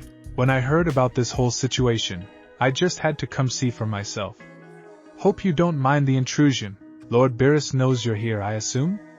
Vados asked dryly. Maybe? Probably not. But he's napping anyway. Goku's attention fixed on Naruto, and his grin widened. So you're the guy. The one who got 3 angels pregnant through some cosmic accident. That's incredible. What's your power level? Can you fight? Wanna spar? Goku, Marcarita said warningly, this isn't the time. There's always time for a good fight. Goku protested. Then he paused, seeming to actually register the situation. Oh. Right. This is probably a serious family moment, huh? Sorry. I'll just sit over here and be quiet. He plopped down on the floor cross-legged, but his eyes never left Naruto, clearly analyzing him with the instincts of a fighter. This is my life now, Naruto muttered to himself. Cosmic prophecies, pregnant angels, reality-altering children, and now random super-powered visitors from other dimensions. This is completely normal. Welcome to the multiverse, Naruto Uzumaki, Vados said with a hint of amusement. It only gets stranger from here. As if to punctuate her point, another portal opened. This time, a figure in purple and gold stepped through, a humanoid cat-like being with an air of sleepy irritation. Goku, you idiot, Beerus, the god of destruction of Universe 7, growled. Did you really think I wouldn't notice you sneaking off to another dimension? And Whis, I know you're here somewhere. Show yourself. A third portal opened, and through it came Whis, Vados' brother, carrying his signature staff and maintaining his calm demeanor. Lord Beerus, I was merely ensuring Goku didn't cause an interdimensional incident, Whis said pleasantly. Though it seems we're a bit late for that. Everyone stop! Naruto shouted, his voice carrying the authority of a Hokage despite his internal panic. No more portals. No more visitors. This is my house, in my village, in my dimension. And we are not turning this into some kind of multiversal convention center. The room fell silent. Beerus regarded Naruto with narrowed eyes. You're the mortal who impregnated 3 angels. Not intentionally. Naruto protested. Intention is irrelevant. The result is what matters. Beerus crossed his arms. I came to see what kind of being could accomplish such a feat. You don't look particularly impressive. Lord Beerus, Vados interjected. Perhaps we should discuss this more diplomatically. I'm not here to destroy anything, Beerus said irritably. Just to observe. Though if this mortal's offspring pose a threat to universal stability, I reserve the right to act. They're children, Hinata said firmly, stepping forward despite the fear Naruto could sense in her. Not threats. And they will be protected. Beerus regarded Hinata with surprise, then something almost like respect. Bold words for a mortal. Very well. I'll reserve judgment until they're born. But I will be watching. Great, Naruto said, feeling a headache building. More cosmic beings watching us. Fantastic. Goku raised his hand like a student in class. Can I at least stay for dinner? I want to hear the whole story. And maybe spar with Naruto after? He's got this interesting energy that I want to test out. No. Naruto, Hinata, Vados, and Beerus all said simultaneously. Ah, come on. Despite the absurdity of the situation, despite the stress and the prophecies and the impossible future ahead, Naruto found himself laughing. It started as a chuckle, then grew into full-blown laughter that had him leaning against the wall for support. What's so funny? Boruto asked, confused. Everything. Naruto managed between laughs. This whole situation. I'm the Hokage. I've saved the world multiple times. I thought I'd seen it all. And now I've got 3 pregnant angels in my living room. A god of destruction threatening to blow things up. Another dimension's strongest warrior wanting to fight me. And ancient prophecies saying my unborn kids might destroy reality. It's so ridiculous that all I can do is laugh. After a moment, Himawari started giggling. Then Cuz. Then even Vados cracked a smile. Soon, the tension in the room had transformed into something lighter, more manageable. He's insane, Beerus observed. He's adapting, Whis corrected with an approving smile. An admirable quality in a mortal. When the laughter finally subsided, Naruto straightened up, his expression becoming serious again. Okay, he said. Here's how this is going to work. Lord Beerus, if you want to observe, fine. But you do it quietly and without threatening anyone. Goku, you can visit sometimes, but not right now. We have too much to deal with. As for the rest of you, he looked around at his family and the angels, we need to focus on what's important. preparing for these children to be born healthy and safe. And the prophecy? Marcarita asked. We'll deal with that when it comes, Naruto said firmly. One crisis at a time. Right now, the priority is making sure 3 unprecedented beings come into the world with the best possible support system. Everything else, trials, cosmic tests, dimensional bridges, we'll handle as it comes. Spoken like a true leader, Kakashi's voice came from the doorway. He'd apparently arrived at some point during the chaos, though you might want to know that half the village sensed those dimensional portals opening. We're going to need to make a public statement soon, Naruto groaned. Of course we are. Because this situation wasn't complicated enough. Look on the bright side, Shikamaru said, appearing beside Kakashi.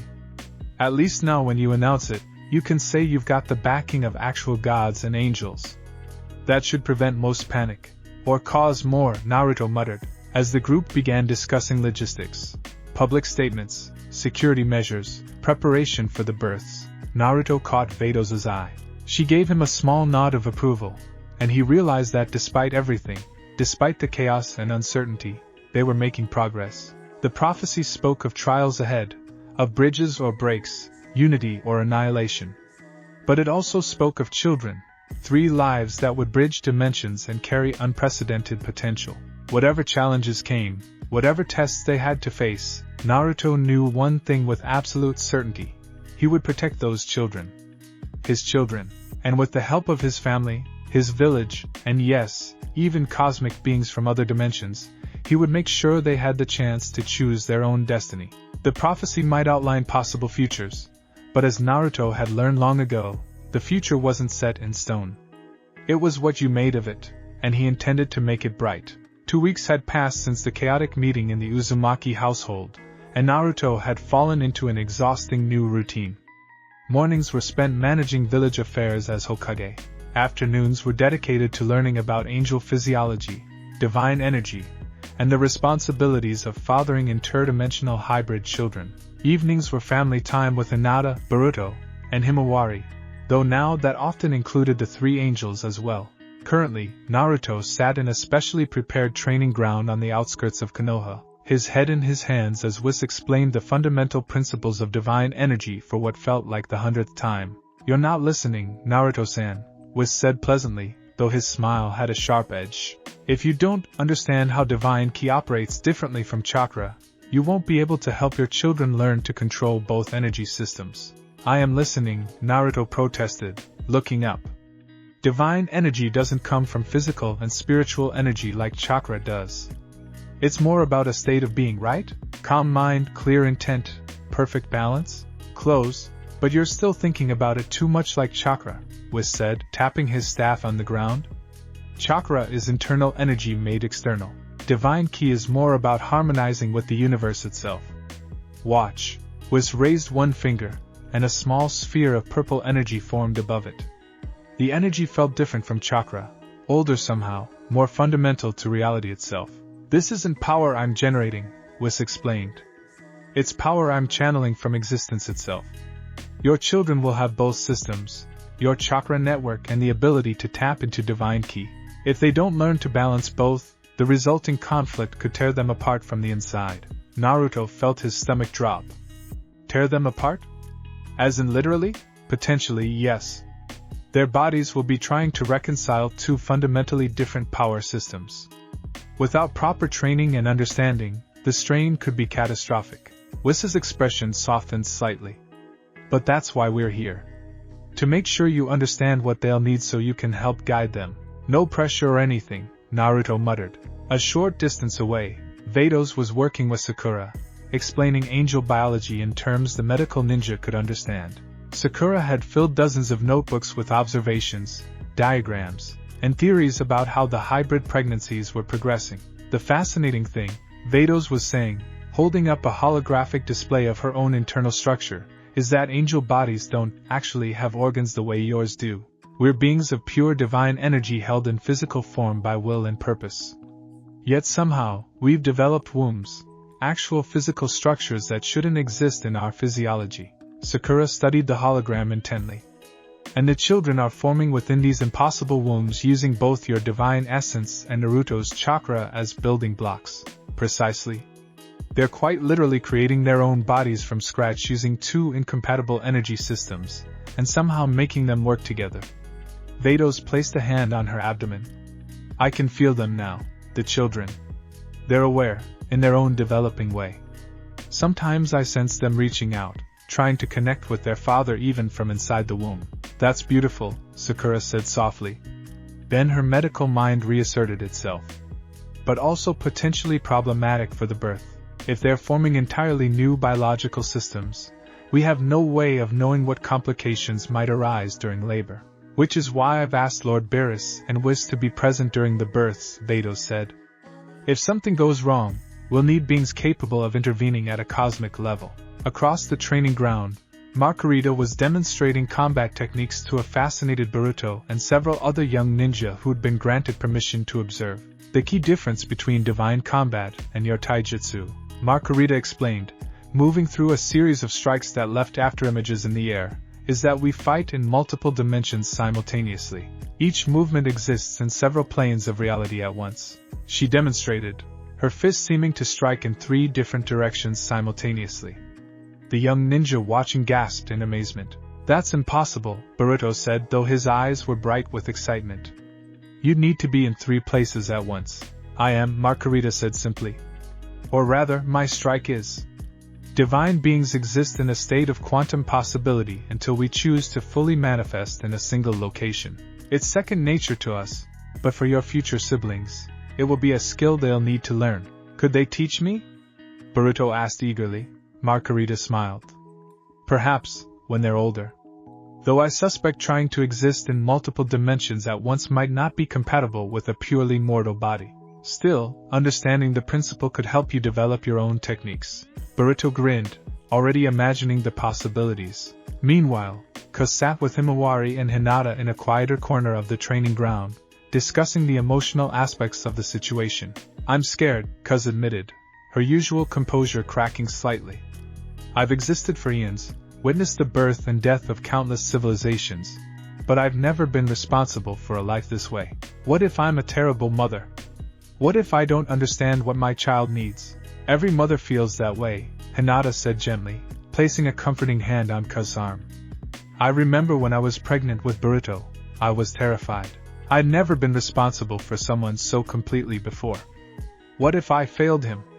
What if I wasn't strong enough, smart enough, patient enough? But you are, Himawari said. You're the best mom anyone could ask for. Hinata smiled at her daughter. Thank you, sweetheart. But the point is, I didn't know that at the time. I had to learn, day by day, moment by moment. And I made mistakes. Lots of them. But I loved my children, and that love guided me through the uncertainty. Love, Kuz repeated softly. That's what I felt during the convergence, you know. When Naruto's energy intertwined with mine, there was this overwhelming sense of warmth, care, a genuine desire to protect and nurture. I'd observed love before, studied it as angels must, but I'd never felt it. Not like that. That's Naruto-kun, Hinata said with a small smile. He has more love in him than anyone I've ever met. It's his greatest strength. Will he love my child? Kuz asked, voicing the fear that had been haunting her. Even though this wasn't planned, even though we barely know each other? Yes, Hinata said with absolute certainty. He will. Because that's who he is. He loved the 9 tails that was sealed inside him, even when it tried to break free and destroy everything. He loved Sasuke even when Sasuke tried to kill him. Naruto doesn't give up on people, and he certainly won't give up on his own children. Kuz felt tears forming in her eyes, an alien sensation for an angel. Thank you? I needed to hear that. The peaceful moment was interrupted by a sudden spike in energy. Everyone in the training ground looked up to see Beerus materializing in the center of the field, looking irritated. Whis, the god of destruction, called out, "Why didn't you wake me before coming here? I specifically told you I wanted to observe the mortals' training. You also specifically told me not to disturb your nap." Lord Beerus, Whis replied calmly. I was simply following your most recent instruction. Don't get clever with me, Beerus grumbled. He turned his attention to Naruto. You, mortal. Show me what you've learned. Naruto stood up, brushing off his pants. Show you what I've learned? I've been studying theory for 2 weeks. I haven't exactly mastered divine energy yet. Then show me your chakra, Beerus said, his tone suggesting this wasn't a request. I want to understand what kind of power mixed with divine essence to create these unprecedented children. Naruto exchanged a glance with Whis, who nodded encouragingly. Taking a deep breath, Naruto drew on his chakra reserves, letting the energy flow through him. Orange chakra began to emanate from his body, the power of the Nine Tails mixing with his own signature energy. Beerus's eyes narrowed, studying the display. Interesting. It's crude compared to divine ki, but there's a certain vitality to it. A life force that's almost aggressive in its intensity. That's the Nine Tails influence, Naruto explained. Kurama, the tailed beast sealed inside me, has been my partner for years now. His chakra mixes with mine. Show me more, Beerus demanded. Naruto hesitated, then shifted into sage mode. Natural energy from the world around him flowed into his body, his eyes taking on the distinctive appearance of a toad sage. The quality of his chakra changed, becoming more refined and balanced. Now that, Beerus said, is closer to divine energy. You're drawing power from the world itself rather than just internal reserves. Still primitive, but the principle is sound. Thanks, I think? Naruto said. Don't let it go to your head, Beerus retorted. You're still a mortal playing with forces you barely understand. Now show me your maximum power. Lord Beerus, Vados interjected. Perhaps this isn't the best location for Naruto to demonstrate his full power. We are still within the village's boundaries. Fine, Beerus said impatiently. Then take us somewhere more suitable. I want to see what this mortal is truly capable of. 10 minutes later, the group had relocated to a barren wasteland several hundred miles from Konoha, an area that had been devastated in a previous battle and never fully recovered. It was perfect for demonstrations of high-level power without risking civilian casualties. This is far enough, Beerus declared, floating a few feet off the ground. Now, mortal. Show me everything. Naruto took a deep breath, centering himself. He thought about what was at stake. 3 children who would need a father strong enough to protect them, wise enough to guide them, and powerful enough to stand alongside divine beings as an equal. He drew on everything he had. The Nine Tails chakra erupted around him, forming the glowing cloak of Kurama Link mode. Natural energy flowed in, enhancing and refining the power. Then, tapping into the 6 paths power that had been granted to him by the Sage of 6 Paths himself, Naruto ascended to his strongest form. 6 Paths Sage mode combined with Kurama's full power created an aura of golden energy that lit up the wasteland like a second sun. The ground beneath Naruto's feet cracked and cratered from the sheer pressure of his power. Impressive for a mortal, Beerus admitted, studying Naruto with new interest. Your power is substantial. Not anywhere near my level, of course, but respectable. I can see how this kind of energy might resonate with divine essence during a dimensional convergence. Whis circled Naruto, examining his energy with professional interest. Fascinating. The way he combines different energy sources, internal chakra, external natural energy, and this 6 paths power, it's almost like a crude version of how we angels balance multiple forms of divine ki. Could we train him further? Vados asked, appearing beside her brother. If Naruto could learn to use divine ki even at a basic level, he might be better equipped to help the children when they're born. It would take years, Whis said thoughtfully. Mortal bodies aren't designed to channel divine energy. The strain alone could be fatal. Unless we modify the approach, Marcarita suggested, joining the discussion. His chakra system already functions as an energy network throughout his body. What if we taught him to convert chakra into something approximating divine ki rather than channeling pure divine energy? That could work, Whis mused. It wouldn't be true divine ki, but it might be compatible enough to help him connect with his children on an energetic level. Wait, Naruto interjected, powering down from his transformation. Are you seriously suggesting I try to use God energy? That sounds incredibly dangerous. It is, Beerus confirmed bluntly. Most mortals who attempt it explode. Quite messily. That's not encouraging. However, Whis continued smoothly, you're not most mortals. You've already survived having a massive energy source sealed inside you, learned to control natural energy that drives most people insane, and wielded power granted by the creator of your world's current system. If anyone in this dimension could learn to use a modified form of divine energy, it would be you.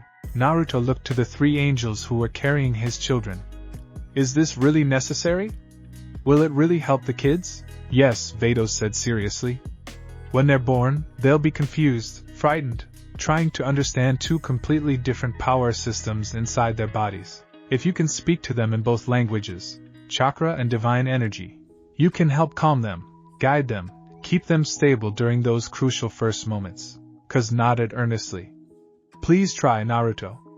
I know it's dangerous, but our children will need you to understand them completely. Marcarita added, we can guide them in divine energy, but we don't understand chakra the way you do. Together, we can give them what they need. Apart, we'll always be missing half the picture. Naruto looked at each of them, then at Hinata, who had been standing quietly nearby with Boruto and Himawari. What do you think? He asked his wife. Hinata was quiet for a moment, then spoke. I think that these children are going to need their father in ways we can't even imagine yet, and I think you've never backed down from a challenge when people needed you. She smiled, though worry was evident in her eyes. Just don't explode. The children would miss you. The children? Boruto called out. What about us? Oh, you too, I suppose, Hinata said with a hint of teasing. Despite the tension, Naruto laughed. Alright. I'll try it. But if I start to explode, someone stop me, okay? We'll do our best, Whis said cheerfully, though his tone suggested he thought actual explosion was a real possibility. For the next several hours, Naruto underwent the most intense training session of his life. Whis instructed him in the basics of sensing divine energy while Vados guided him in understanding how it differed from chakra. The key, they explained, was in the intent. Chakra is active, Whis explained. You generate it, shape it, and pose your will upon it. Divine key is passive. You become receptive to it, align yourself with it, allow it to flow through you. That's the opposite of everything I've ever learned, Naruto said, frustration creeping into his voice. Chakra control is all about molding and directing energy with your will. Precisely why this is so difficult for mortals, Vados said. You're trying to fight millennia of evolutionary adaptation. Your body wants to control energy, not surrender to it. Then how do I do it? Stop trying, Marcarita said simply. Stop trying to control, to direct, to impose. Just be. Naruto closed his eyes, attempting to follow their instructions. He released his active hold on his chakra, letting it flow naturally through his system without directing it. Then, tentatively, he tried to sense the energy around him, not natural energy for Sage Mode, but something deeper, more fundamental. For a long moment, nothing happened. Then, suddenly, he felt it. A vast ocean of energy that existed everywhere and nowhere, flowing through all things without being contained by them. It was beautiful and terrifying, ancient and new, completely beyond his comprehension yet somehow intimately familiar. I feel it, Naruto whispered, afraid to break the connection. I can sense, there's so much of it. It's everywhere. Good, Whis said encouragingly. Now don't try to grab it or pull it into yourself. Simply acknowledge its presence, and see if you can resonate with it. Naruto focused on the sensation, trying to match his own energy to the rhythm of the divine key around him. His chakra began to shift, changing in quality if not in quantity. The orange glow around his body took on a subtle purple tint, mixing and swirling. Remarkable, Beerus said, actually sounding impressed. He's doing it. Crude and unstable, but he's actually converting his chakra into something resembling divine energy. Don't distract him, Vados hissed. But it was too late. The moment Naruto's concentration wavered, the delicate balance he'd achieved collapsed. The mixed energy became chaotic, and Naruto felt a sharp pain lance through his body as the incompatible energies began fighting inside him. Release it, Whis commanded. Let it go now. Naruto immediately dispersed all the energy, falling to his knees and gasping. Every cell in his body felt like it had been scoured with sandpaper. Sakura rushed forward, her medical ninjutsu already active. Are you okay? That looked painful. Painful doesn't begin to cover it, Naruto managed, accepting her healing energy gratefully. It felt like my entire body was being pulled apart and put back together at the same time. That's actually a fairly accurate description of what was happening, was said. When you lose control of the conversion process, the two energy types try to occupy the same space, and your cells become a battlefield. Most mortals don't survive that. So encouraging, Naruto muttered. But you did survive it, Vados pointed out, kneeling beside him.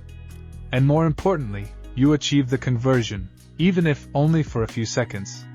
That's extraordinary, Naruto. Most mortals can't even sense divine ki, let alone begin to use it. She's right, Marcarita agreed. With practice, you could learn to maintain that state for longer periods. Maybe even long enough to help stabilize the children when they're born. Naruto looked up at the three angels, seeing the hope in their eyes. Despite the pain, despite the danger, he knew he had to master this. His children would need it. Okay, he said, slowly getting to his feet. Let's try again. But maybe with a few more safety precautions this time? Beerus laughed. Actually laughed. I'm starting to understand why the cosmic forces chose you for this, mortal. You're either incredibly brave or incredibly stupid, and I haven't decided which yet. Can it be both? Boruto called out, earning a glare from his father. As the sun began to set over the wasteland, Naruto attempted the energy conversion several more times. Each attempt lasted slightly longer than the previous one, though each also ended with varying degrees of painful backlash. By the time darkness fell, he could maintain the divine chakra hybrid state for nearly 30 seconds before losing control. That's enough for today, was finally declared.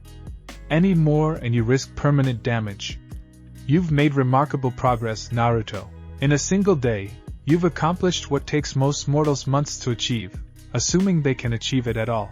Naruto sat heavily on a rock, his body aching but his spirit oddly elevated. How long until I can actually use this? Until I can help the children? Hard to say, Vados answered honestly. But the children aren't due for another week or so.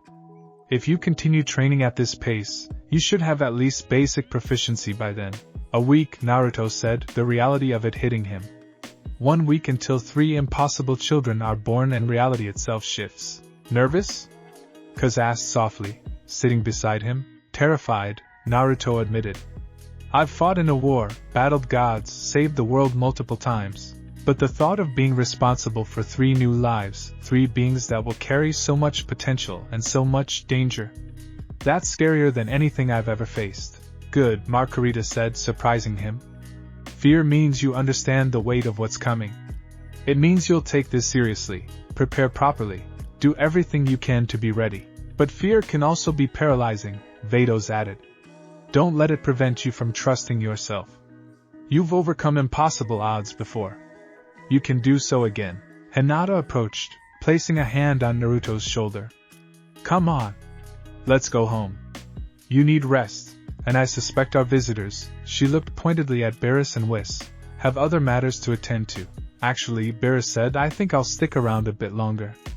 I want to sample more of this dimension's food. That ramen you mortals eat is surprisingly addictive. Lord Beerus, Whis said warningly, we shouldn't impose. I'm a god of destruction. I don't impose. I visit, and people are grateful. Beerus waved his hand dismissively.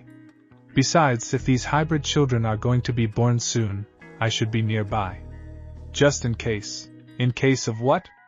Naruto asked nervously. In case their birth creates a multiversal catastrophe and I need to destroy something to prevent total annihilation, Beerus said matter-of-factly. That's not comforting. It wasn't meant to be, Beerus replied. Now, where's the nearest ramen establishment? I'm hungry. As the group began the journey back to Konoha, some flying, some using transportation techniques, others simply walking, Naruto found himself reflecting on how much his life had changed in just 2 weeks. He'd gone from a relatively normal Hokage dealing with relatively normal village matters to training in divine energy while preparing for the birth of 3 interdimensional hybrid children who might reshape reality itself. And yet, surrounded by his family, supported by allies from multiple universes, guided by beings who had existed since the dawn of creation, he felt something unexpected. Hope. These children, his children, represented something unprecedented. A bridge between worlds, A fusion of mortal and divine, a new possibility in the grand design of creation. Yes, there would be trials ahead. Yes, there were dangers he couldn't even imagine yet. Yes, prophecies spoke of potential catastrophe, but there was also potential for something beautiful. For unity between dimensions. For understanding between mortals and gods. For a future where the impossible became possible. Naruto looked at Vados, Marcarita, and Kuz walking alongside him. Despite everything, despite the cosmic accident that had brought them together, despite the differences in their very existence, they were in this together now. Partners in the greatest challenge any of them had ever faced. Parenthood. Hey, Naruto said, drawing their attention. I just realized something. We haven't talked about names. The three angels blinked in surprise. Names? Kuz repeated. For the kids, Naruto clarified. We can't just call them the hybrid children or the convergent ones. They need actual names. That's a good point, Marcarita admitted. In our culture, names are significant. They define purpose and nature. In our culture too, Hinata added. Names carry meaning, connect children to their heritage. Then we should choose carefully, Vados said thoughtfully. Names that honor both their angelic and mortal heritage. Names that speak to their unique nature. We've got a week to figure it out, Naruto said with a grin. How hard can it be? Beerus snorted. Said the mortal who's trying to master divine energy in a week while preparing for the birth of reality-altering hybrid children. Your optimism is either refreshing or delusional. Again, can it be both? Boruto muttered. Despite everything, the danger, the uncertainty, the cosmic stakes, the group walked back toward Konoha together, already beginning to discuss potential names for three children who would soon change everything. 1 week until the births. 1 week until convergence. 1 week until reality itself shifted to accommodate something that should never have existed. Naruto Uzumaki had faced impossible odds before, but nothing had ever felt quite this impossible. Or quite this right. In a dimension far removed from both Konoha and the 12 universes of the Dragon Ball multiverse, something stirred in the void between realities. A consciousness that had been dormant for eons suddenly awakened, drawn by the ripples of power emanating from the convergence event. The being known as Mechikabura, the Dark King, opened eyes that hadn't seen light in millennia. His imprisonment in the crack of time had weakened him considerably, but the dimensional barriers were thinning. He could feel it. 3 points of convergence where mortal and divine energies were mixing in unprecedented ways. Interesting, his voice echoed through the void. Very interesting indeed. Meanwhile, in Universe 6, within the dark reaches of space far from any inhabited world, a figure cloaked in shadow received information from one of his scouts. Lord Frost, the scout reported nervously. We've confirmed the rumors. The angel Vados is indeed pregnant. Our sources indicate the father is a mortal from an entirely separate dimensional structure. Frost, the Universe 6 counterpart to Frisia, leaned forward in his throne, his crimson eyes gleaming with interest. A mortal impregnating an angel? That should be impossible. It was, my lord. But the convergence event 9 months ago created anomalies. And now there are 3 such pregnancies across different universes. 3, Frost repeated, his mind already calculating possibilities. 3 hybrid children with both mortal and divine essence. Do you understand what that means? Power, my lord? Not just power, access. Frost stood, pacing across his ship's command deck. Angels exist beyond normal time and space. They can travel between universes freely. But they're bound by rules, restrictions. These hybrid children, however, they might not be bound by those same limitations. They could become bridges between dimensions, keys to accessing power from multiple realities. What are your orders, my lord? Frost smiled, an expression that would have chilled anyone who knew him. Monitor the situation closely. I want to know everything about these children, when they're born, where they're kept, what powers they manifest. And find out more about this mortal father. Anyone capable of creating such unprecedented offspring might be valuable, or dangerous. In the Naruto dimension, deep within a hidden laboratory that existed in a pocket dimension accessible only to those who knew its exact coordinates, Orochimaru studied a sample of residual energy he'd collected from the convergence event 9 months prior. Fascinating, he hissed, his yellow eyes gleaming with scientific fervor. This energy signature is unlike anything in our world. Not chakra, not natural energy, something entirely different. Kabuto Yakushi, his assistant, looked up from his own research.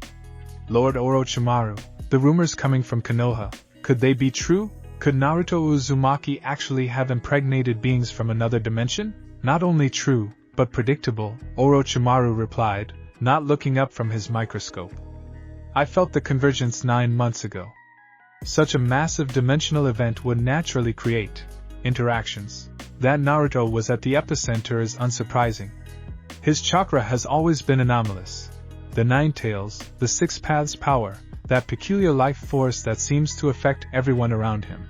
What do you intend to do with this information? Orochimaru straightened, a predatory smile crossing his face. Do? I intend to study these children, of course. Hybrids between dimensional beings and humans? The scientific possibilities are endless. Their cellular structure alone could unlock secrets about the nature of reality itself. And if Naruto refuses to allow such study, then we'll have to be creative, Orochimaru said simply. But patience, Kabuto. Let the children be born first. Let them manifest their powers.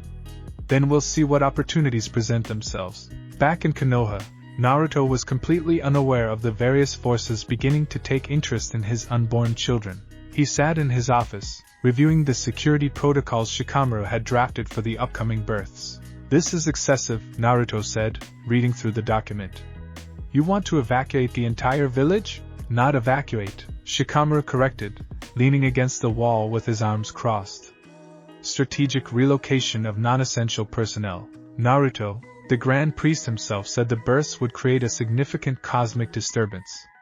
We need to assume that means potential danger, but evacuating would cause panic. People would think we're under attack. We might be, Kakashi interjected from where he sat near the window. Think about it, Naruto. 3 unprecedented children about to be born, each carrying immense power. That's going to attract attention from people who want to use that power, study it, or destroy it. Kakashi-sensei's right, Sakura added, entering the office with a stack of medical charts. I've been monitoring the angel's vital signs, or what passes for vital signs in divine beings. The energy readings are increasing exponentially as the due date approaches. When those 3 children are born simultaneously across multiple dimensions, the power surge will be detectable across half the planet. Maybe more. Naruto rubbed his temples, feeling a headache forming. So we need security, but we also need to avoid causing panic. What do you suggest? A festival, Hinata said, surprising everyone as she entered the office. Announce that we're holding a celebration to honor the alliance between dimensions. Invite people from neighboring villages, make it a diplomatic event. That way, having extra security and powerful visitors won't seem unusual. That's actually brilliant, Shikamaru admitted. We can position our forces as festival security, bring in allies from other villages as guests, and if something does happen, we'll have significant backup without it looking like we were expecting an attack. Plus, Hinata continued, it frames the burst as something positive, something to celebrate rather than fear. That's the narrative we want people to believe. Naruto looked at his wife with renewed appreciation. When did you get so good at political maneuvering? I've been married to the Hokage for years, Hinata replied with a slight smile. I've learned a few things. Before Naruto could respond, the air in the office suddenly grew cold. The lights flickered, and everyone felt an oppressive presence descending upon the building. What is that? Sakura gasped, her medical sensors going haywire. Naruto's face went grim. Kurama, you feel that? Inside his mindscape, the 9 tails stirred uneasily. Yeah, kid. That's not chakra. That's something older, darker. And it's looking for something. The oppressive presence intensified, and then, just as suddenly as it had appeared, it vanished. In the corner of the office, a shadow that shouldn't have existed slowly dissipated, having gathered the information it needed. Miles away, in the training ground where Naruto had been practicing with divine energy, Vados suddenly stiffened. Her sisters, who had been discussing nursery arrangements, immediately noticed. Vados? Marcarita asked with concern. What's wrong? Someone was watching us, Vados said, her eyes scanning the area with senses that could perceive across dimensions. Something powerful just conducted surveillance on Konoha. I felt its presence probe the dimensional barriers. Could you identify it? Kuz asked nervously, one hand moving protectively to her abdomen. No. It masked its signature too well. But whatever it was, it knows about the children now. And it was interested. Vados' expression hardened. We need to accelerate our preparations. The births are less than a week away, and we've just attracted unwanted attention. Wiz, who had been observing their conversation, spoke up. I'll inform Lord Beerus. He may complain, but he'll want to know about potential threats. Thank you, Wiz. Vados turned to her sisters. We need to establish a rotating watch schedule. One of us should always be monitoring the dimensional barriers around this area. If something tries to cross over uninvited, we stop it, Marcarita finished firmly. Our children will be born safely, no matter what forces are moving in the shadows. That evening, the Uzumaki household was more crowded than usual. In addition to the family and the three angels, Beerus and Wiz had joined them for dinner, though Beerus' presence was more about the food than companionship. This is incredible, Beerus declared, demolishing his fifth bowl of ramen. How do mortals create such delicious food? It defies logic, Lord Beerus, Wiz said mildly. Perhaps you should pace yourself. You did destroy that planet last week because their cuisine disappointed you. That planet deserved it. Their so-called delicacy tasted like space dust. Beerus took another massive bite. But this is worth preserving entire worlds for. Boruto watched the god of destruction with a mix of awe and disbelief. He really destroyed a planet over bad food? He's destroyed several, Vados confirmed. Lord Beerus has very particular tastes. And very little patience, Wiz added with a smile. Himawari, showing more courage than many warriors twice her age, approached Beerus with a plate of homemade dumplings. Would you like to try these? I helped make them. Beerus looked down at the small girl, then at the offering. For a moment, the room held its breath, wondering if the god of destruction would be offended by a child presuming to offer him food. Then Beerus took a dumpling and popped it in his mouth. His eyes widened. These are excellent, he declared. You, small mortal, have talent. If you weren't needed here, I'd recruit you as a chef for my planet. Himawari beamed with pride. Thank you, Lord Beerus. Watching the interaction, Naruto felt some of his tension ease. Yes, there were threats gathering. Yes, unknown forces were watching them. But they also had allies, powerful ones. A god of destruction who liked their food enough to potentially defend them. Angels who were invested in protecting the children. Friends and family who would stand with them no matter what. Naruto, Hinata's voice pulled him from his thoughts. Are you alright? Yeah, he said, managing a smile. Just thinking about everything. About what Vados sensed earlier. The surveillance presence, Hinata said quietly, so as not to alarm the children. What do you think it was? I don't know. But whatever it was, it's interested in our kids. Naruto's expression hardened. And that means it's going to be disappointed.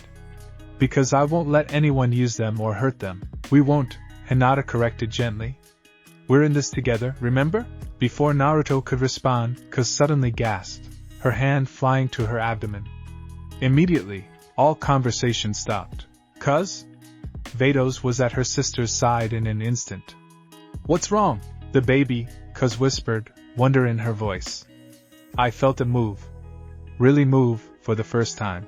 Marcarita placed her hand on her own abdomen. Mine too. I can feel awareness. They're becoming more active. Vados closed her eyes, focusing inward. Yes. They're responding to each other somehow. Even though we're three different people in one location, the children are connecting across the small distances between us. Sakura immediately pulled out her medical equipment. May I examine you? All three of you? The angels nodded, and for the next several minutes, Sakura conducted thorough scans using both conventional medical techniques and chakra-based diagnostic jutsu. This is extraordinary, she breathed, studying the results. The children aren't just connecting to each other, they're synchronizing. Their heartbeats, their energy patterns, even their movements are beginning to mirror each other. Is that normal?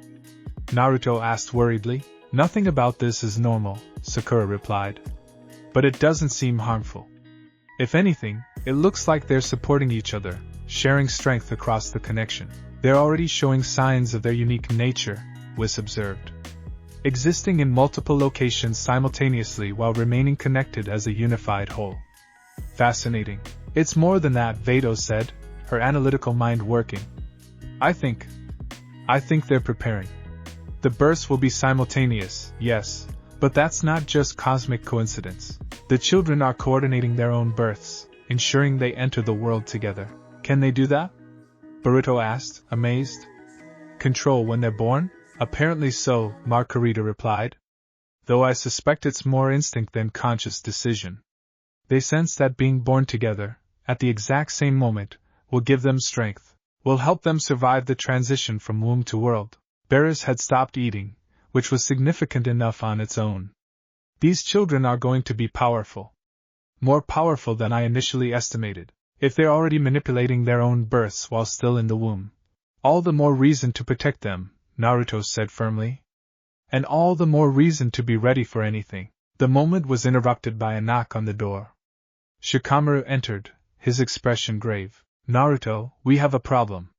Multiple problems, actually. What now? Naruto sighed. First, our intelligence network just reported unusual activity in several neighboring regions. People asking questions about dimensional events, about angels, about you specifically. What kind of people? Kakashi asked sharply. Unknown. They're using intermediaries and covering their tracks well. But someone is gathering information, and they're being very thorough about it. That's not all, is it? Hinata asked, reading Shikamaru's expression. No. We've also detected several dimensional disturbances around the village's perimeter. Small ones, barely noticeable, but they're there. Someone is testing the barriers between dimensions, looking for weak points. Vados and her sisters exchanged alarmed looks. How many disturbances? Vados asked. 15 in the past hour alone, Shikamaru replied. They're getting more frequent. That's not random chance or natural fluctuation, Marcarita said grimly. Someone is actively probing our defenses. Can you strengthen the barriers? Naruto asked. We can, Vados confirmed. But doing so will require significant energy, and we need to conserve our strength for the births. The children are drawing heavily on our power as they develop. Then we need another solution, Kakashi said. What about using sealing techniques? If we can't strengthen the dimensional barriers directly, maybe we can layer additional protections over them. That could work, Shikamaru agreed. The Uzumaki clan specialized in sealing techniques that could affect space and time. If we modify those to target dimensional boundaries, I can help with that, Naruto said. I know dozens of Uzumaki sealing techniques. Between those and the angel's understanding of dimensional mechanics, we might be able to create something effective. We should start immediately, Hinata added. If someone is actively probing our defenses, they might be planning an attack. Agreed, Shikamaru said. I'll mobilize the sealing core. Naruto, can you work with the angels to develop the technique? Yeah. We'll get it done. As Shikamaru left to organize the village's defenses, Beerus stood up from the table. It seems your peaceful dinner is over, the god of destruction said. How disappointing. I was enjoying the food. Lord Beerus, Vados addressed her Universe 7 counterpart's superior. Will you assist us if an attack comes? Beerus was quiet for a moment, then sighed dramatically. I suppose. But only because I've grown fond of this dimension's cuisine. If something destroys the ramen establishments, I'll be very annoyed. We appreciate your assistance, Vados said with a slight bow. Whatever your motivation, don't read too much into it, Beerus grumbled. I'm still a god of destruction. I destroy things. That's my nature, but I prefer to destroy things on my own schedule, not because some upstart villain decided to attack while I was eating. Despite the dire situation, Naruto found himself smiling. Well, I'm glad you like our ramen enough to defend it. Don't push your luck, mortal. For the next several hours, Naruto worked with the 3 angels and a team of Konoha's best sealing experts to develop a new defensive technique. They set up in the Hokage's secure research facility, a building specifically designed for working with dangerous or experimental jutsu. The problem, Naruto explained, drawing complex sealing formulas on a large scroll, is that our sealing techniques are designed for this dimension. They work on chakra, on matter and energy as we understand it. Dimensional barriers are different, but the principle is the same, Vados pointed out, studying his work with interest. You're creating a boundary, a separation between two states. In your case, it's usually separating something sealed from the outside world. We need to adapt that to separate dimensions from each other. Marcarita added her own notation to the scroll, divine script mixing with Uzumaki's sealing formulas. What if we use your sealing technique as a framework, but power it with our divine energy? Create a hybrid seal that exists in both dimensional systems simultaneously? That's brilliant, one of the sealing experts, a woman named Ray, said with excitement. It would be like creating a lock that requires two different keys to open. Anyone trying to breach the barrier would need to overcome both the chakra-based seal and the divine energy component. But how do we deploy it? Naruto asked. We need to place these seals at every potential weak point in the dimensional barrier around the village. That could be hundreds of locations, Kuz spoke up hesitantly. What if we don't place individual seals? What if we create one master seal here in the village center, and use our staffs as, I don't know, broadcast points? We angels can sense dimensional boundaries. If we anchor the seal to our staffs, we could extend its effect to cover the entire area. Everyone looked at her with new appreciation. That could work, Vados said thoughtfully. Our staffs are conduits for divine energy. If we attune them to Naruto's seal, we could create a resonance effect that propagates throughout the dimensional barriers. Let's do it, Naruto decided. We'll need to work fast though. If someone's testing our defenses this aggressively, an actual attack can't be far behind. They worked through the night, combining ancient Uzumaki sealing knowledge with angelic understanding of dimensional mechanics.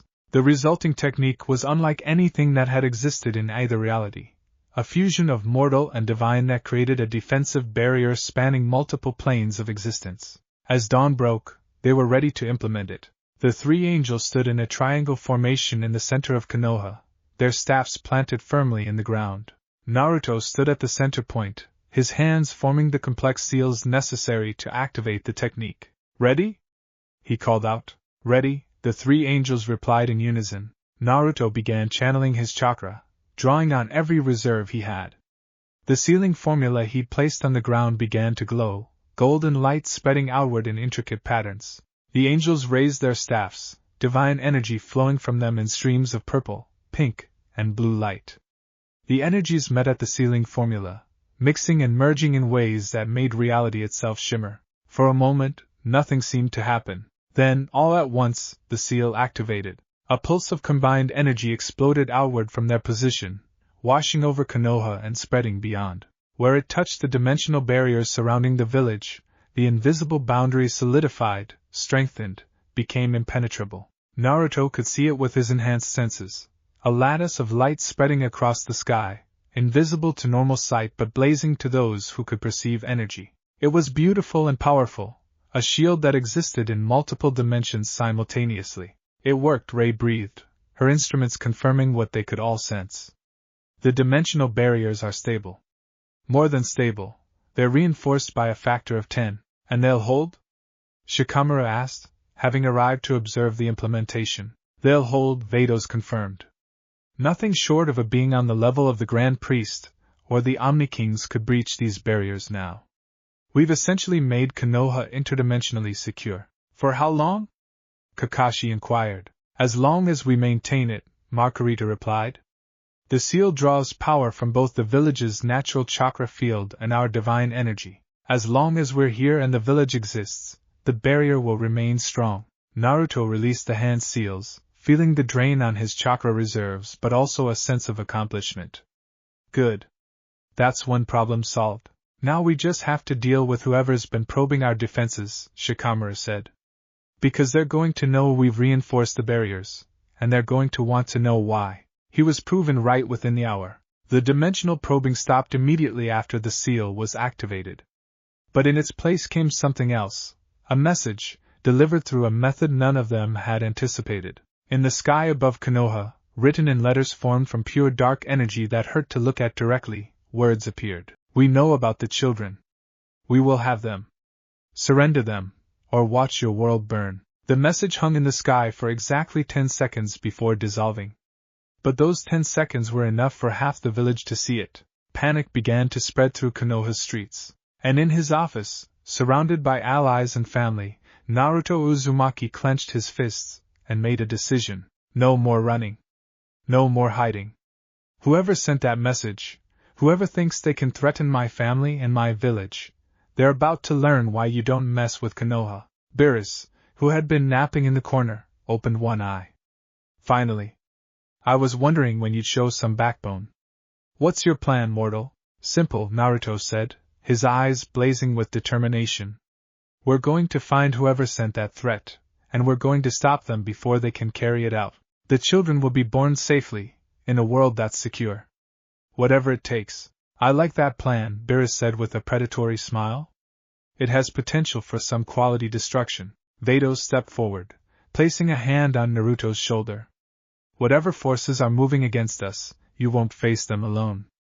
We're in this together. Together, Marcarita agreed.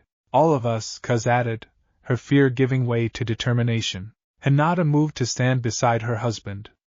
We've faced impossible odds before, Naruto-kun. We'll face them again. Boruto and Himawari joined their parents, followed by Kakashi, Shikamaru, Sakura, and the other Konoha shinobi who'd gathered in response to the threat. Looking around the room at the faces of those who'd chosen to stand with him, mortals and gods, family and allies, beings from multiple dimensions united by a common cause, Naruto felt his resolve crystallize. The dark forces gathering in the shadows thought they could intimidate him, threaten his children, destroy his world. They were about to discover how wrong they were. The war for the convergent children had begun.